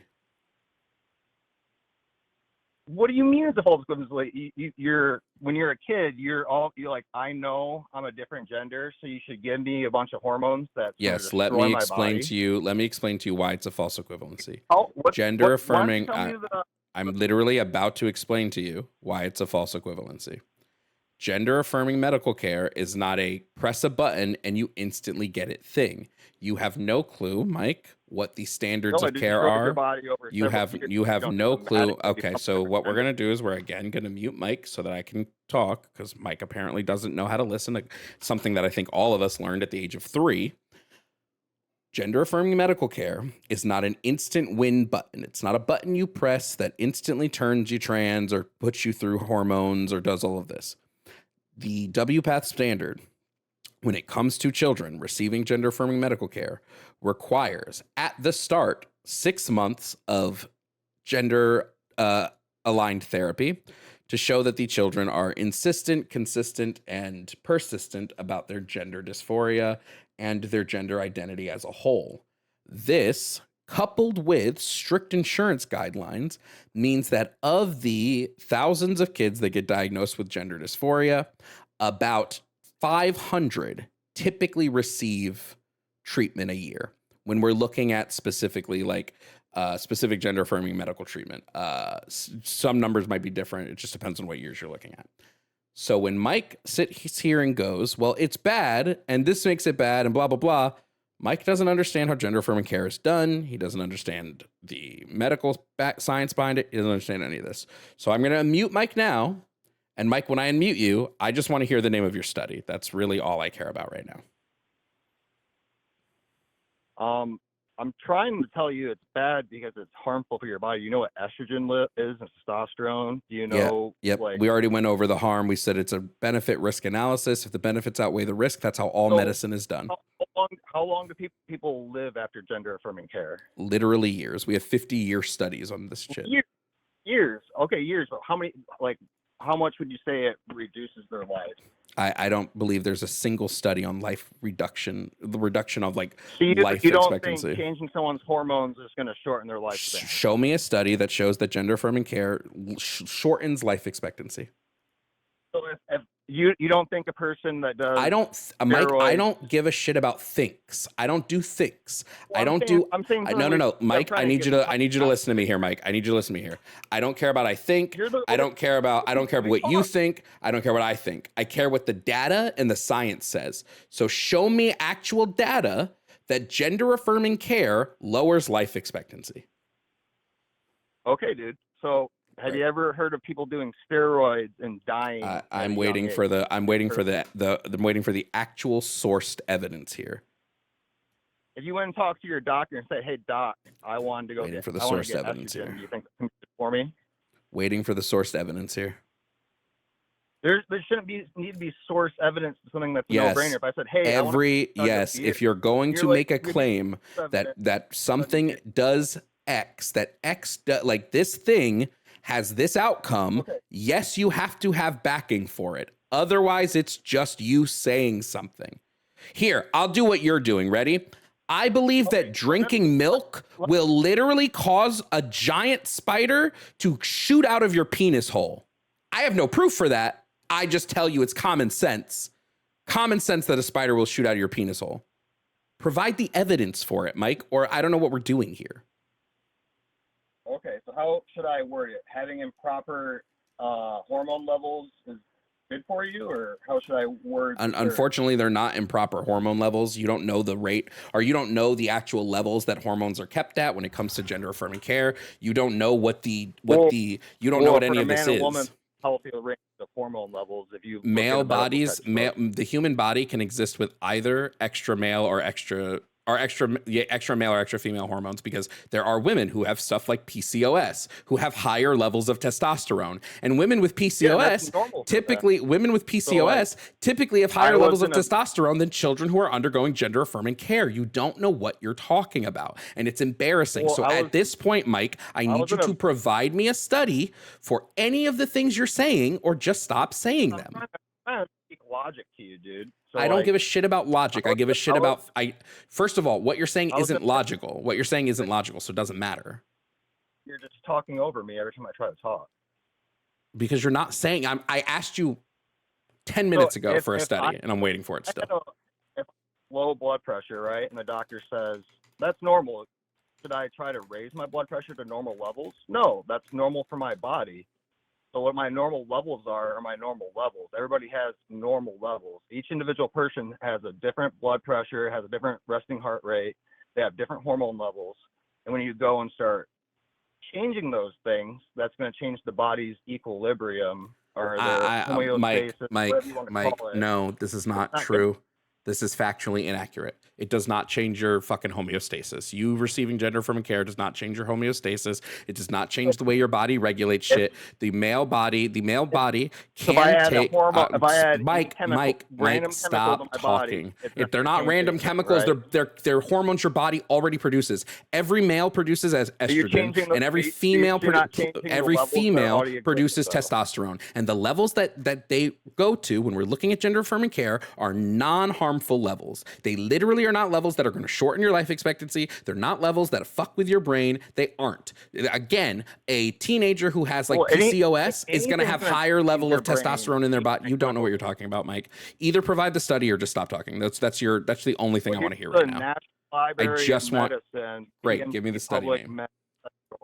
Give me the name of the study. Evidence and methodological considerations. So this is from the National Library of Medicine, PMC PubMed Central. For adverse health incomes, the current literature indicates that transgender people face a disproportional burden of adverse health outcomes. This is 2011. But I shouldn't have to bring up basic stuff.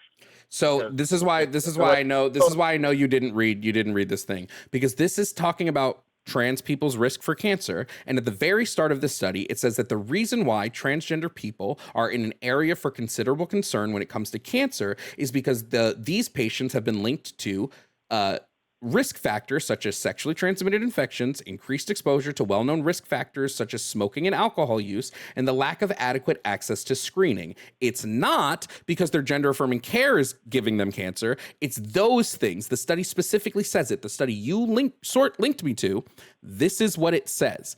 It says the reason why they're at a higher risk for cancer is these three things. Why do people give me studies they've never read? I don't understand it. I don't understand why people give me studies they've never read. It's like, what's the fucking purpose? Well, dude, you're wanting me to bring up studies off the rip. I'm wanting you to prove the thing you're saying. Yes. God forbid I ask someone to prove the thing they're saying. Holy shit. Any kind of logic, like if I have, like, everybody has their body's normal, right?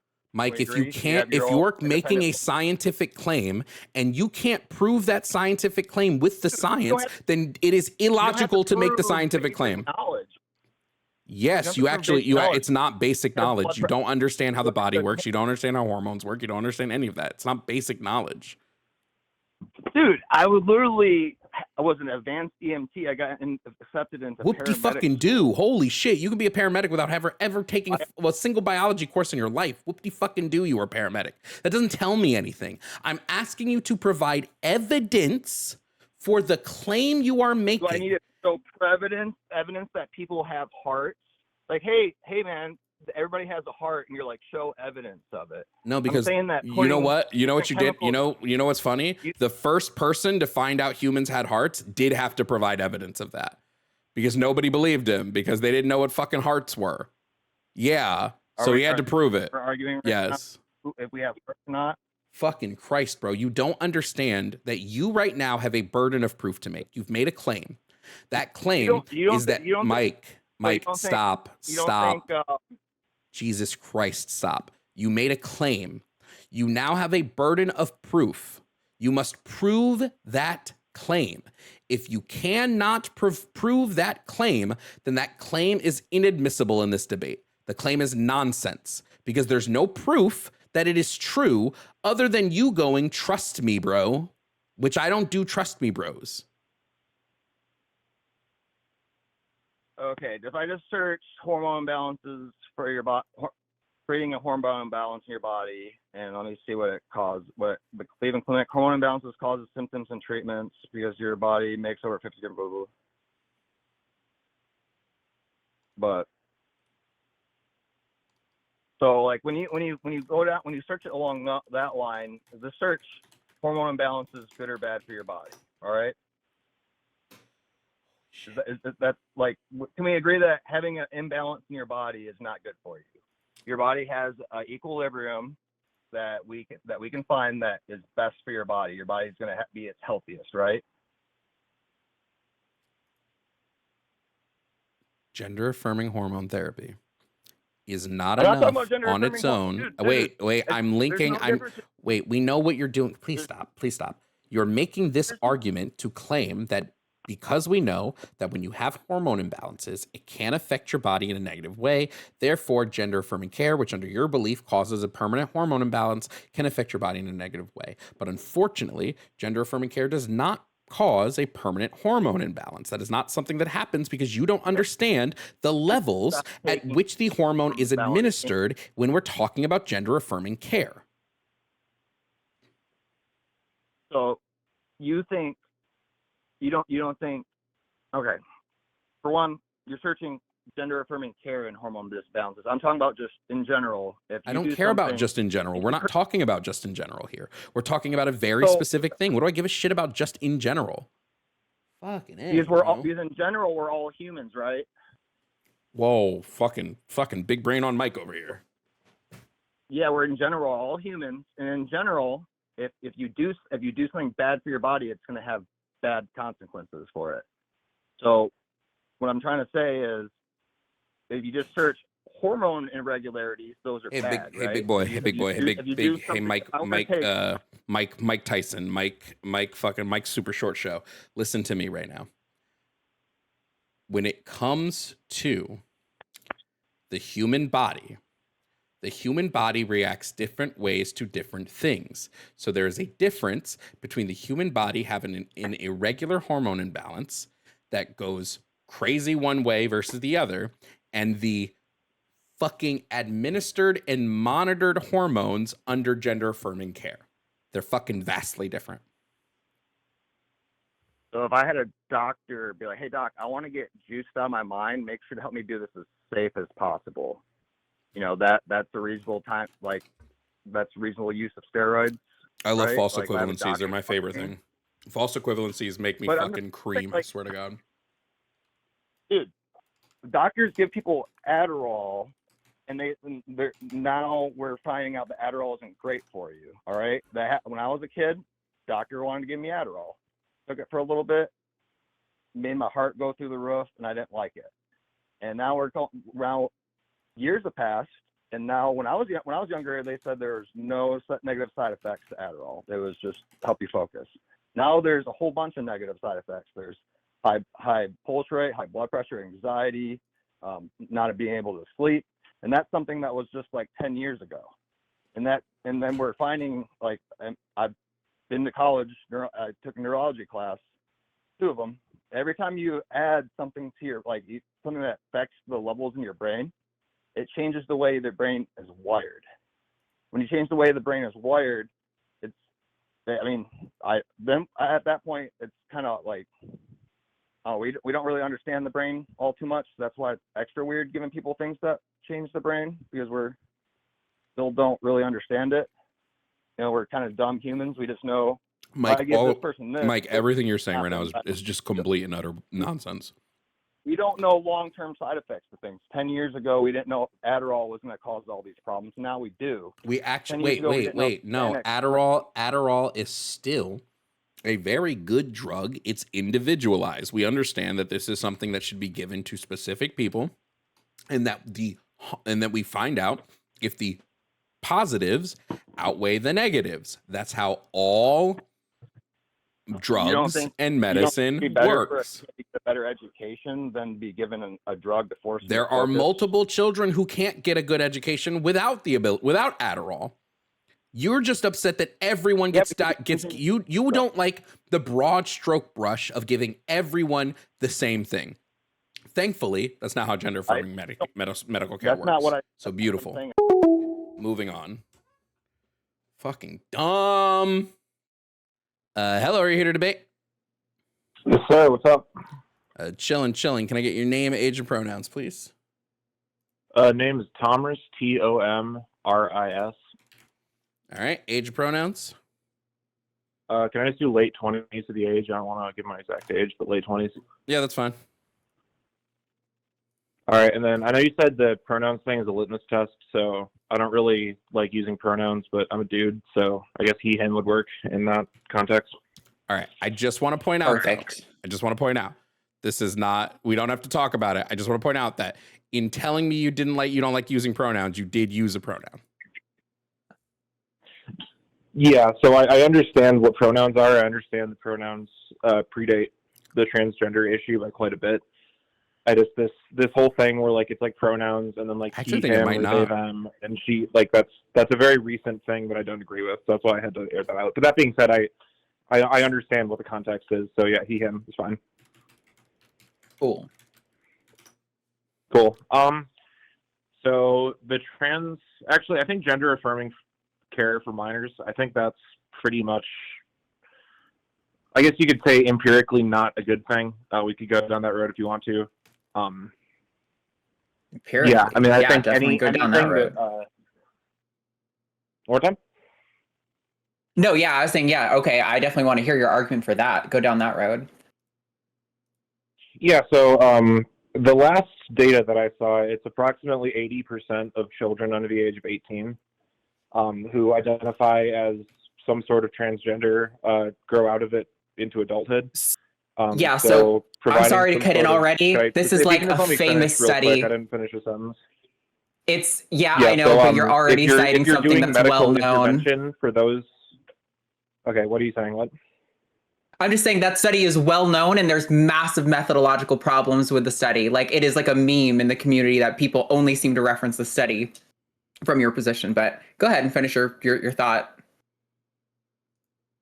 Well, even if it's not 80%, even if it's, I mean, I would say it could even be under 50%. If it's, 30 or 35% of people who identify as transgender when their children outgrow into adulthood, I'd say it's incredibly irresponsible.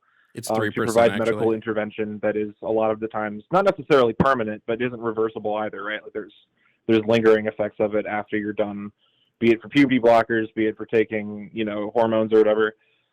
Those effects are designed to impact you for the rest of your life. So the idea that we're going to do that to people who, for all intents and purposes, could grow out of it into adulthood is, if you're following the Hippocratic Oath, is completely irresponsible and unethical and should not happen in the United States.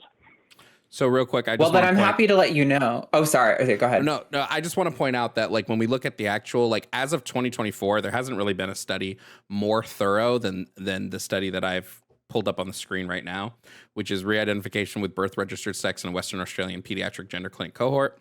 So, to my knowledge, there hasn't been one with as much with as many participants and over as long a period of time as this one, which used 552 participants over a 6-year time frame. And what they found is that in all of the cases of people desisting, which would be 93.1% of the desistance cases, which out of 552 participants, that was 27 participants. So what's 27% of 550? Hold on. Wait, I'm sorry. You're saying that out of the 500 some patients that you're talking about, 27%? No, 27. No, not. Is that what you're saying? 27 patients. 27 patients. 27 patients out of 552 desisted. Which accounts for what percent? 27 is 4%. 27 people out of 500 some. That would be about 5%. That's 4.89% of people desisted. Of those, only 1% of them, and that would have been 2 people, desisted after being prescribed any puberty blockers and or hormones. So if you have a study that's more thorough than this one, and used more people over a longer period of time, I'll gladly read it. But to my knowledge, we haven't gotten any study that's as thorough as this one yet. And this one shows that desisting is going to be about 5% of the population. And just to hit home, sorry, can I just jump in? I really want to finish the thought I was trying to bring up earlier. The problem with the study that you referenced also, there's massive methodological flaws, including how they described people who were trans in that study and who they counted as desisters, because there was both people who ceased attending the clinic were counted as desisters when they actually had no reason to believe that those people did not continue to identify with a given gender. And it was people who attended the clinic who were signed up for, consented with their parents and all of that stuff. So it's not anyone who attended the clinic, but were considered participants of this study. So you're talking about a lot of people who display any sort of gender aberrant behavior. Their parents are bringing them to this clinic, and then they're being considered trans for this study. Yeah, no, it would be really obvious that cohort would have like an 80% desistance rate, because you're not actually diagnosing people for being trans there. You're just observing people who attend a gender clinic. Like, it's not surprising to me that the majority of people who have a thought about gender early on probably don't end up being trans. But as Jovan pointed out, a lot of other studies that we have, including some things like from the Americans for Transgender Equality and the, what was the other organization that did one? Josie Caballero had a big part in organizing that study, showed that it was like less than 1% of people were desisting. I've seen high estimates of 3, low estimates of like 0.02. And Jovan just brought up one that was like, it was like 4%, you said? 4.89. So yeah, I mean, and that's so much lower than a lot of other uncontroversial medical practices. So, I mean, if you want to complain about like regret rates and things like that, I'm fine with that conversation. I just don't find it very honest when that conversation focuses on trans healthcare, which is not particularly unique in this way or controversial in this way. And this is a problem with medicine, like kind of across the board. So, but that's all I had to add to that. Okay, so you guys have said a lot. So we can go down the medical study route if you want to. That's just, like, we can do that, and I'm equipped to do that. That's just very boring, and I think that kind of misses the point of what we're trying to get at. Well, just responding to the study you brought up. I'm just trying to speak from a place where we can at least, agree with each other in some sense of the word.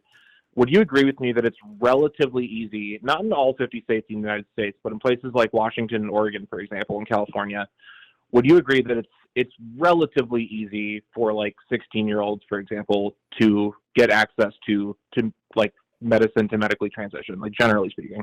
No.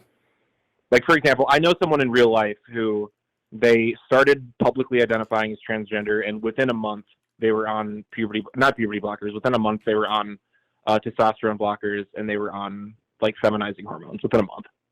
And that wasn't in any of those states, I just said. Which, like, that I would consider a month turnaround for that to be pretty quick. No, would you agree with me that that's generally the case? No, as of 2023, only 2,084 California children received gender reassignment procedures from 2019 to 2023. So no, I don't think it's that easy if only 2,000 kids are getting it in a span of 4 years.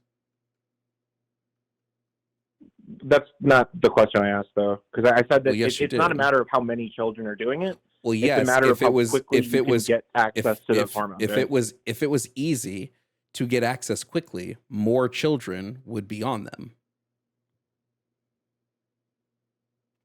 That doesn't make sense, because you're saying more children would be on. There isn't a benchmark for the amount of children that would normally get hormones. So saying that it's only like 2,400 or whatever, that's not being compared to anything else. You're just saying that number. I know it's not right? being compared to anything else. I'm saying that 2,084 children over the span of 4 years is what, 500 kids a year on average? So 500 kids a year are receiving this, but it's supposed to be this easy thing to get, and they get it super quickly. No, the problem, what actually happens is there are long wait lists for people to even be seen in a gender clinic. Second of all, California still goes under the WPATH standard, which requires 6 months of consistent, persistent, and insistent gender therapy or gender therapy to get diagnosed with gender dysphoria. So no, I would disagree based on your anecdotal evidence of a person that it's easy to get gender affirming care or to get, like, hormone blockers or pubertal suppressants in California because you say it is. And it looks like there's about 9 million kids in California, and we know that trans people usually figure out to be about 1% of the general population. So that's already 500 per year would be massively under the amount of kids who probably are trans in California every year. So there's no historical like benchmark to say that 1% of the population is trans. I'm not saying you made it up. That's something that our culture has made up. If you look at India, which is for all intents and purposes the most quote unquote transgender affirming culture in the history of the world, where you have these, if you debate transgender politics a lot of the time, you probably know about this, but in India, you have these things called hijra, which they're not seen as women, but they're biological men, right, who are born with, like, the male reproductive system, who, as adults, which they don't tend to do this until they are adults, but that's beside the point, they will transition in adulthood, and they will wear women's clothes, take women's names. Oftentimes, they will marry men and not think of themselves as gay because of it, right? And this practice has been around essentially as long as Hinduism has been around. So it's been around for thousands of years. There's two things. Number one, hijra in Indian society, up until today, they're not considered they're not considered women in the way that, like, a lot of, like, American leftists would consider transgender women to just be women, like, point blank, right? They don't consider them women in that sense of the word. And number two, hijra make up less than 0.1% of the population of India. Like, so you like the idea that, like, the natural population of people who are transgender is 1%, that has no historical. So that's coming from census, whatsoever. By the way. I just looked it up. Where do you think, Chris? Where do you think when we say we get the number, it's 0.6, so we round up to 1, right? So where do you think we get that number from? Do you think we're just, like, pulling it out of our like badookies, or? No, I'm sure there's. I mean, if you're talking about children in particular, I'm sure there's child psychologists that have made studies about that and stuff. Yeah. Yeah, so it's specifically going from data from the behavioral risk factor surveillance system, the youth risk behavioral system, and then just using statistical modeling to which we use for everything to predict like how far something will go. So I would just say like you're saying like there's no way to know if that number is 100%. I would say, well, yeah, that's any number that you have predicting how, like if we were to say how many Christians are in America, right? We can't say that for 100% certainty. We use models and statistical evidence to sort of make an educated guess. Okay, that's valid. And I kind of just want to bring it back to the issue of children, because regardless of if, let's just say that you're true, or say that you're right, like 1% of the population, give or take, I know you said it's 0.6, we can round up, right? If 1% of the population is transgender and we're going to go off of children explaining how they feel, right, to their care providers, to therapists, whatever, right, to determine if they are transgender or not, is there anything else in medicine that we allow that kind of like anecdotal evidence to be provided to lots of provide things. People with treatments that can affect them for the rest of their lives? And if there are, can you please tell me? Pain, depression, anxiety, lots of things, yes. Pain is one of the biggest ones. Pain is a completely subjective thing. Doctors prescribe pain medications all the time, which can have lifelong implications for somebody's body. I have multiple family members who have massive addiction issues because they were prescribed painkillers for treatments, and now they can't stop taking them. Pain is a big one. Completely subjective, completely clinical diagnostic. False equivalence. Can you demonstrate the false equivalency? Okay. Yeah. Yeah, sure. So if let's say I break my leg, right? I'm in a lot of pain from, it doesn't have to be something physically you can see like a break. I agree with you. It can be something completely subjective. You go to the doctor, you say my leg hurts. Even if the doctor sees your leg's completely fine, the doctor, I think normally something has to actually be wrong with you, but right, the doctor can give you Oxycontin, for example, right? The goal, like if the doctor is being ethical, right? The goal of him or her, right? The goal of him or her providing you Oxycontin isn't for you to get addicted to it, right? Getting addicted to opiates is a side effect of being prescribed opiates, and most people who are prescribed opiates do not end up being addicted to them. A large portion of people do, and that's not okay, that's not good. But the purpose of opiates, when prescribed ethically in a medical setting, is to stop pain. It is not to get addicted to opiates, right? I'm not seeing how that's a false equivalence, because the purpose of taking gender affirming care is not to regret it. It's to be one of the statistically likely people who are going to benefit from the care. So I don't really see what the false equivalence is. Yeah, so because I didn't finish my point, so you don't see what the false equivalence is. The thing with gender affirming care, especially if you're talking about things like hormone blockers or puberty blockers, is the goal of that medication is to disrupt the reproductive status or the reproductive process of your body. It's to change that in order for you to develop other characteristics that you otherwise would not develop. Well, yeah, why is this? I don't think that's a very honest way to describe what's going on. I think the goal is to improve somebody's quality of life. But wait, Arden, let's just say it is. Let's say that's exactly what's going on. What's the harm? Yeah. Why is it a negative? Why is it something we shouldn't do? Yeah. So, but going back to what I was just saying, the harm of opiates, right? It isn't that you don't feel pain anymore. That's not the harm. The harm is that you get addicted to it, right? The thing with the hormone blockers with puberty blockers and hormone blockers and stuff is that the harm is the purpose of what they're prescribing it for, right? The purpose of that medication it's to improve the quality of life. I agree with you, but the way it improves the quality of life is by messing with your reproductive system and how it develops. That's the point of the medication. Yeah, right? You didn't demonstrate a harm here. You said the harm, so now you have to demonstrate why that's harmful. You just said it's harmful because it's harmful. Because if that child, right, who identifies as transgender when they're a child, if let's say when they're 20, 21, 22, right, if they stop identifying as transgender, there is massive harm being done insofar as now you have a cisgender person who, knowing what they know then, would not have gone through any of these medical interventions, who now has a lifelong medical problem that was completely avoidable, that was done electively. That's a risk for all medical interventions, though. There's nothing unique about gender affirming care that has that risk. Wait, that's but the risk of all medical intervention. All I want to point out is how low does the regret rate have to be, the detransition rate have to be for us to say that this is a harm and that we should restrict care for the majority of people? Well, it's a harm at any regret rate, and the reason for that is because we don't, as a society, right? we don't allow children to make these kinds of decisions. There's no, literally, great. There is no other, wait, hold on, let me finish, please. There is no other thing that a child could choose to do, whether it's regards to their health, whether it's regards to voting, to doing substances, to making life decisions, anything like that. There is no other situation that we allow children to voluntarily enter into that has these kinds of ramifications for their life. There is actually. Blank. There is actually. Like what? No, that's such a lie. If a child gets pregnant, like what? If a child gets pregnant, we allow them to stay pregnant, even though pregnancy has a litany of risks and complications, especially the younger you are. If a child has cancer treatments regularly impact fertility for somebody's entire life. They cause lots of health problems while you're taking them.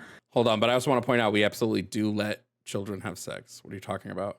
Not Anyone legally. under 18 Not can legally. have sex. Like under 18, like you're saying it's illegal for 16-year-olds to have sex?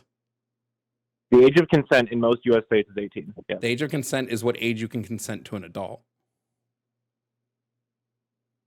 I mean, if you're talking about children having sex with each other, I'm pretty sure that's a legal gray area. There is no. No, it's not.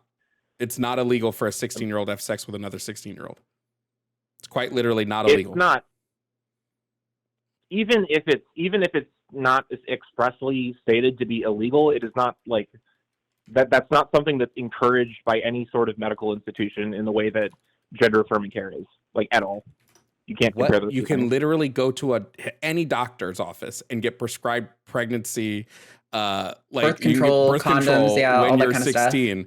They'll give you birth control because they're like, yeah, you're gonna have that. We literally teach sex ed starting at like 14, 15 to teach kids how to do it safely. What are you talking about? I kind of want to go back to also, Tomris, is that your name? Yeah, okay.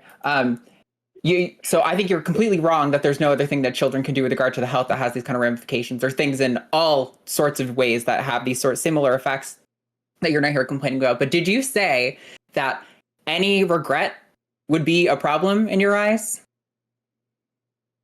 I mean, yeah, you could go down the regret road, but like the bigger picture is that no, children, we should not give children the agency to make that. Wait, can you answer my question though? The one I specifically asked you, did you say that any regret of these procedures would be a problem for you? Yes, because children shouldn't be having them in the first place. Yes, any regret. Okay, so okay, that's all I needed. You said yes. So how do you square medicine? Because all medicine has significant potential side effects for every treatment that exists. There's not a single treatment that exists in the entirety of medicine that is free of risk. So are you saying that because people can regret treatments and they all have risks that we just like, what would the logical conclusion of that be? Is it only for trans healthcare that we care about risk, or do you care about risk in general? Like, do you actually have that value consistently? I care about it when it's regarding people who we, generally speaking, don't consider having their own agency in that regard, which is children, right? So do you believe we shouldn't give kids birth? So to be clear, kids aren't consenting. To be clear, kids aren't consenting to any medical intervention at all. Kids assent, and their parents consent on their behalf. Arden is responding. So this isn't unique. Again, this isn't unique about trans medicine at all. All medicine, kids are not consenting to. All medicine carries risks and potential long-term side effects.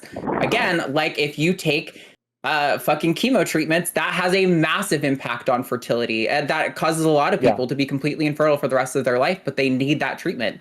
That's just a side effect people acknowledge, maybe unfortunate, but is a necessary part of improving this person's quality of life and making sure that they're healthy and get to live to see a long life.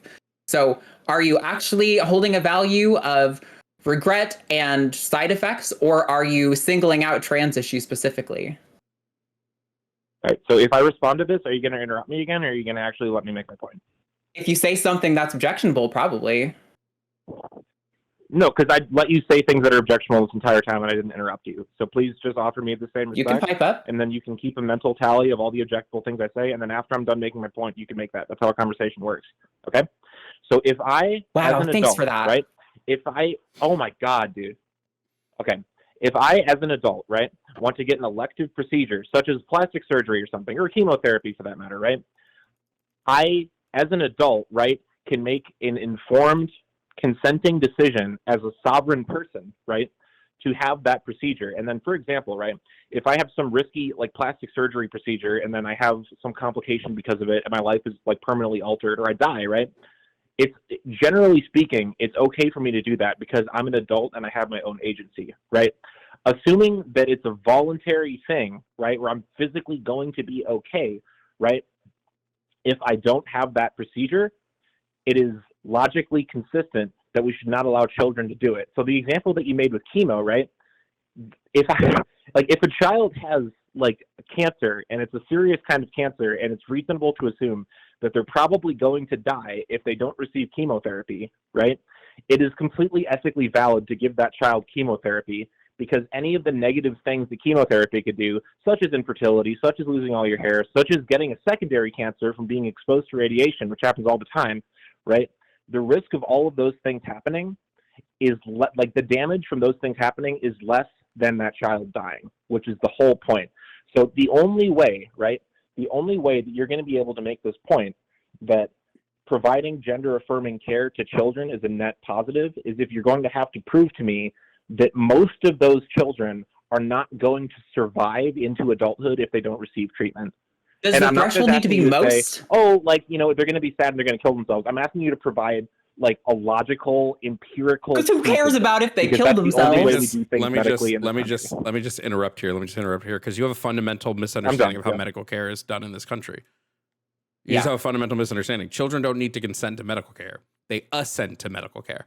And they only have to assent. They only are required to assent at like 14. Prior to that, they don't consent or assent. Their parents consent. So you can make the claim, well, I don't think kids can consent to this. Great. I also don't think kids can consent to medical care. That's why their parents do it. So it's not about whether or not the child can consent. That's a non-argument in this standpoint. Because again, it's a medical procedure. So the parents consent to all medical procedures for a child. Now at 14, you typically need to get assent, which is just letting the child and getting an acknowledgement from the child that the child understands what's about to happen. But like, again, legally in our medical system, parents consent, not children. So the whole premise of the beginning premise of your argument is flawed. Okay. No, that's 100% valid. And I can respond to it incredibly quickly. Just like if that child, let's say the age doesn't really matter. It's a child, right? And they're under their parents, like what you just said, right? Their parents, I don't know the term you used, but their parents will make medical decisions on their behalf, right? If I'm a parent and I want to make a medical decision for my child that is objectively harmful or objectively is more harmful than the potential good, the state absolutely has an obligation to step in and stop that parent from doing that to that child. Absolutely. Yes, but you have to prove the harm, which you have not done. The harm is that the reproductive system is like forever altered, possibly destroyed. That's the harm. But again, your reproductive that's system is not unique. Destroyed, that happens in lots of medical interventions. That's what we're saying. You're not showing something that is unique about this medical care that is a particular risk. Arden, I just want to point out, your reproductive system is not destroyed from going through puberty blockers and HRT. So I don't know what. Yeah, not necessarily. There can be some reduction in fertility on certain cross-sex hormone treatments, but generally not on hormone blockers. Usually your endogenous puberty will resume like 6 months after if you choose not to pursue cross-sex hormones.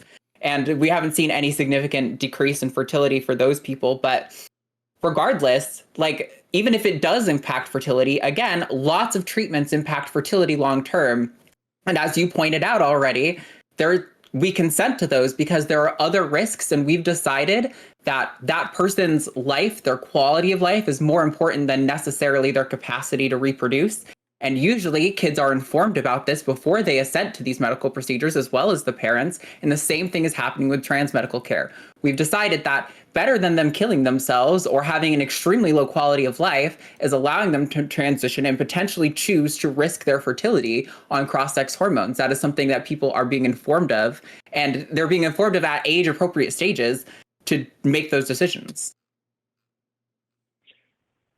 Yeah, I mean, I just wouldn't say that the age of 15 or 16 is age appropriate to make that kind of decision, like point blank, period. So unless, like you said, but it's something like chemotherapy, Thomas, we're right back to if they don't receive it. If they're we're right back to this. We're right back to you going that they can't make that decision. We're back to that argument, but that argument doesn't hold weight because they don't make the decision themselves. Their parents and their doctors are making the decision. And why should anyone care what you think is age appropriate? I want you to bring evidence that it's not age appropriate. I don't care if you think it's not age appropriate. That's not relevant. Unless you're a researcher and you have research and you're trying to convey that to us.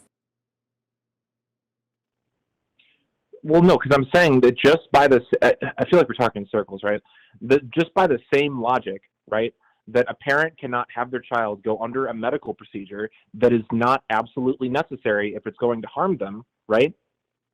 By that exact same logic, we do that for everything else. And I know you said there's all these other medical things that we do that causes children to lose their fertility. I'd like to hear about one besides chemotherapy, or besides another thing that is like an extremely niche, extremely specific thing that like the child is going to die if they don't receive it. I agree. If the child is like empirically like probably going to die, right? And I'm not talking about from like social ostracization or something. I'm talking about like their body will stop functioning if they do not receive this treatment. It is completely ethical, right, to give them a medicine that's going to stop their reproductive system from working, or that's going to give them like a secondary disease or something, if it means they're not going to die. I 100% agree with you in that case. And that's why, again, we let children get chemotherapy, because we're saving their life. That's okay, right? I feel like your answers are getting a little circular. Hold on. You just talked for fucking 4 minutes, dog. Self-report. You have not given me anything that children self-report, that as a result of that completely subjective self-reporting, we give them medicine that causes their reproductive system to be altered, if not stop working. There's no other way that we. There's no other avenue. This is the issue. This is the issue here. One, your answers are getting completely circular. They're getting completely circular. Two, when we're talking about justifying the removal of healthcare, we don't have to justify. You have to justify the removal. You have to point out the harm. Now you're saying, well, the harm is that it can alter their reproductive system. Okay, why is that harm? Why? Like, who cares? Like, if you have a kid who doesn't give a shit about ever getting pregnant, or doesn't give a shit about ever having biological children, then there is no harm. The harm is all of a sudden, the harm is completely gone now. Not true. Yes, it is. Not true. Where's the harm? And I'll tell you why. Because children change their minds, right? I'm pretty sure. I've never changed my mind about wanting kids. Pull up a study that says children change their minds, like if you really want to, but just empirically, right? Or excuse me, subjectively, right? When I was, say, 16, right? I didn't want to have children when I was 16. Most 16-year-olds don't want to have children, right? Most 16-year-olds want to either play video games or play sports or hang out with their friends or do whatever, right? That's what 16-year-olds want to do. To have a 16-year-old, right, tell you, I don't want to have children. Yep, you can do all this stuff to me because, like, I'm not planning on having children. So if my reproductive system gets, damaged or possibly, doesn't work in the future, that's fine because I don't want to have children. A 16-year-old telling you that does not negate the fact that it's entirely possible when that kid's, 10 years older, in their 20s, 20 years older, in their 30s, whatever.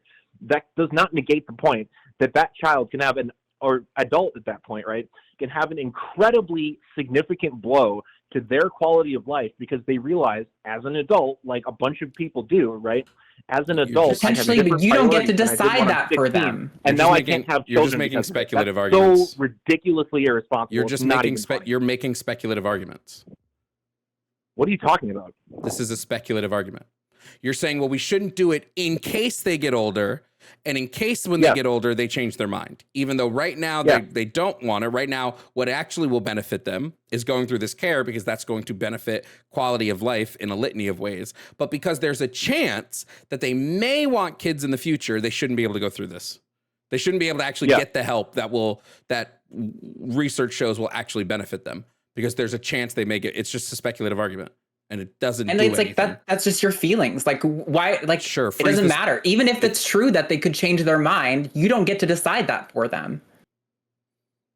Well, let me ask you a question. Absolutely, make a decision regarding limitations on medical intervention for children. That absolutely is something the state does. What age do you think kids should be able? That's not what I said. Hold on, real quick. What age should a person be able to have bottom surgery? What age?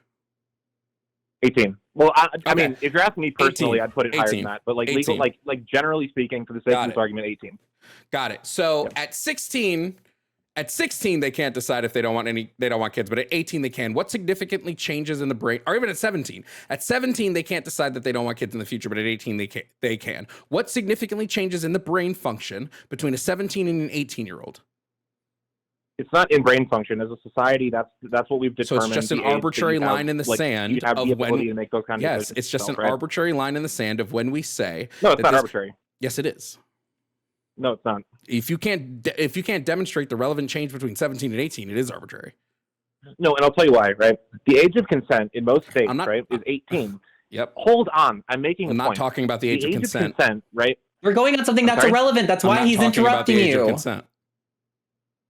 No, it's relevant for the exact same reason, right? The age of consent is 18 because by and large, right, most 18-year-olds, as we've determined as a society, are emotionally developed enough that they can make a consenting decision to have sex with someone.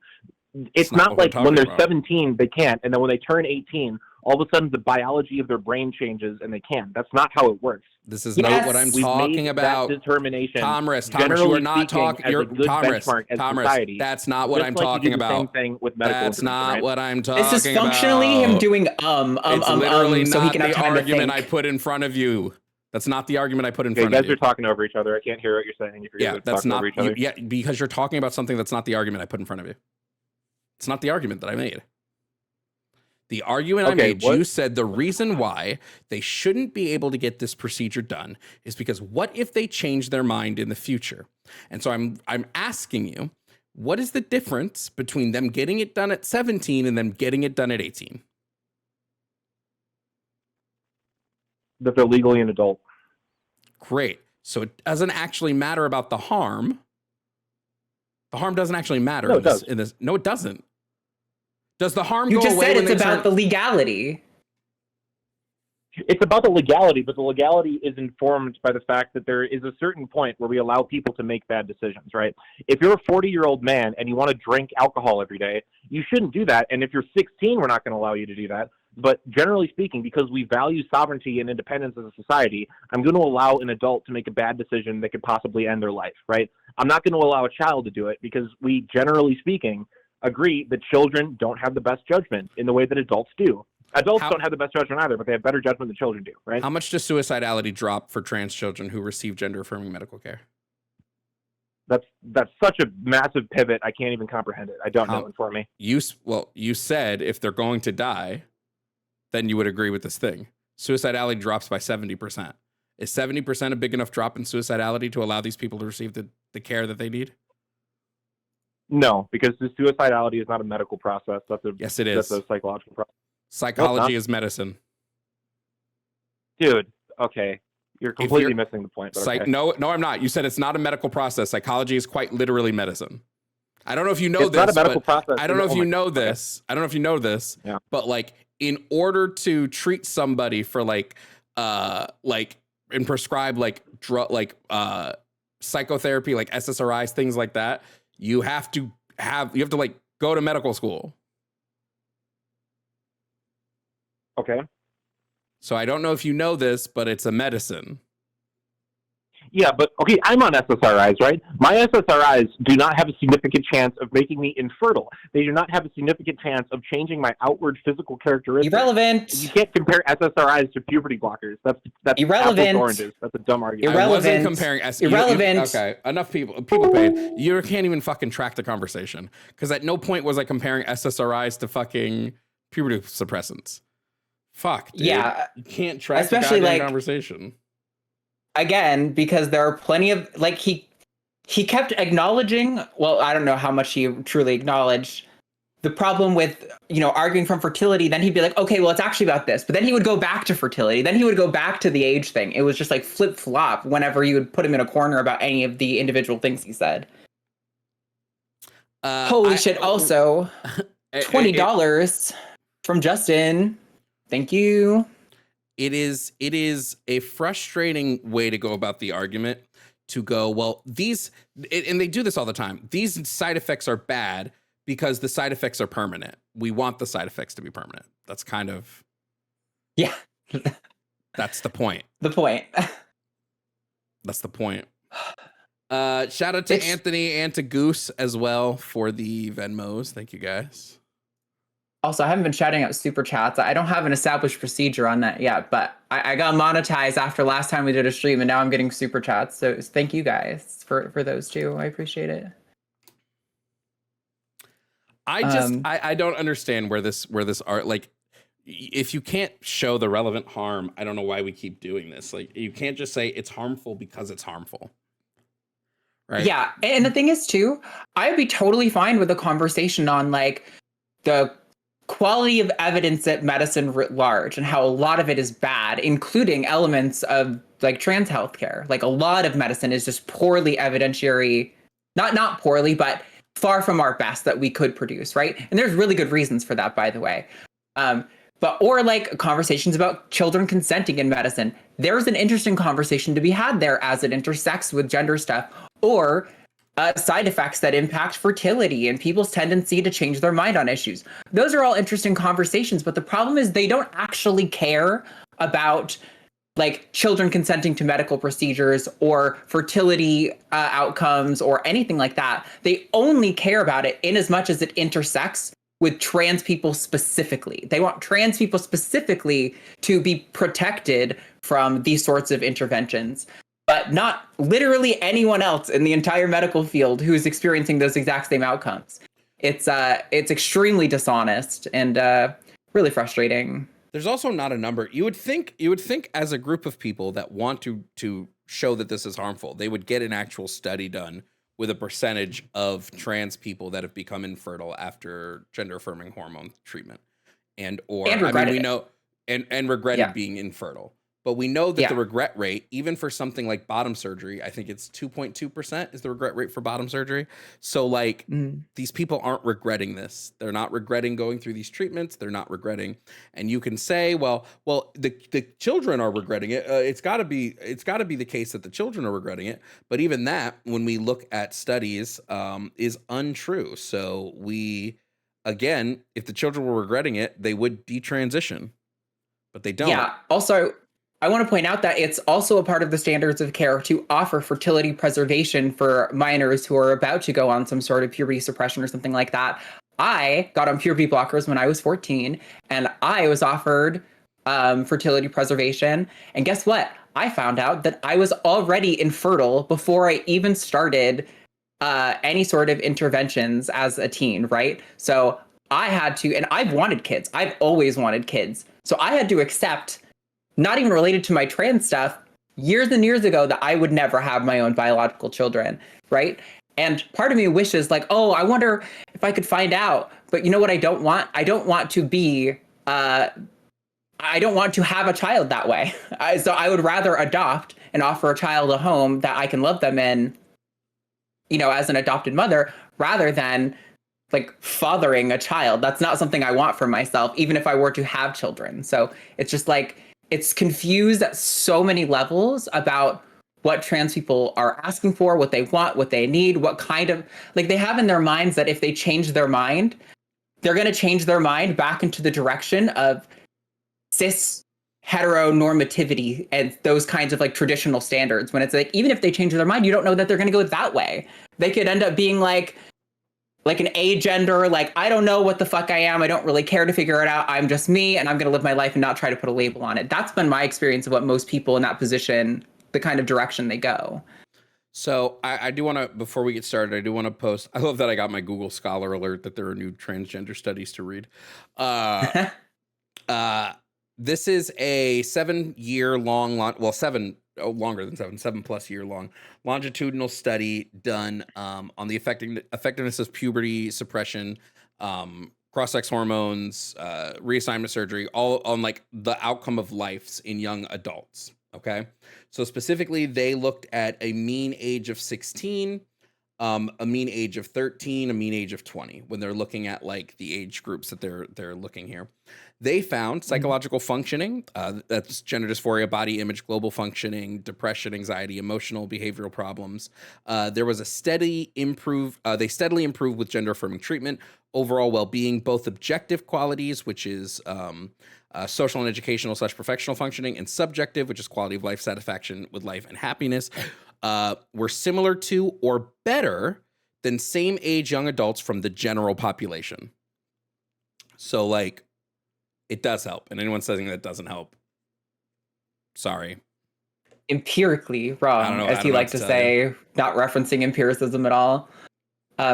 Yeah, it's also funny to me when people like that bring up a study and they immediately bring up the 80% number. I'm like, I immediately know you're dishonest. All you've done is you saw that on Twitter, because Gender criticals on Twitter love to fucking share that study and to never explain the problems with that study. And the fact that you immediately launch into it and then cry when I immediately point out that it's like not like, if we're going to talk about research, or even like this has happened before on TACUS recently, where somebody was mentioning, you know, the quality of certain research papers was poor. And I was like, I agree that they're not great. They could be a lot better. But the one that you showed up with is that 80% one, which is like unusable. That data is not transmissible to the general population of what we would today consider to be transgender people. That's not who that population observed.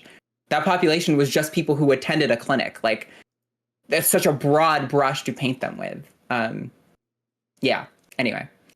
Yeah, I just think if you're going to go, well, we can't do gender affirming care. You also can't do like birth control. You also shouldn't be able to do basically any elective medical treatment for your child. Ooh.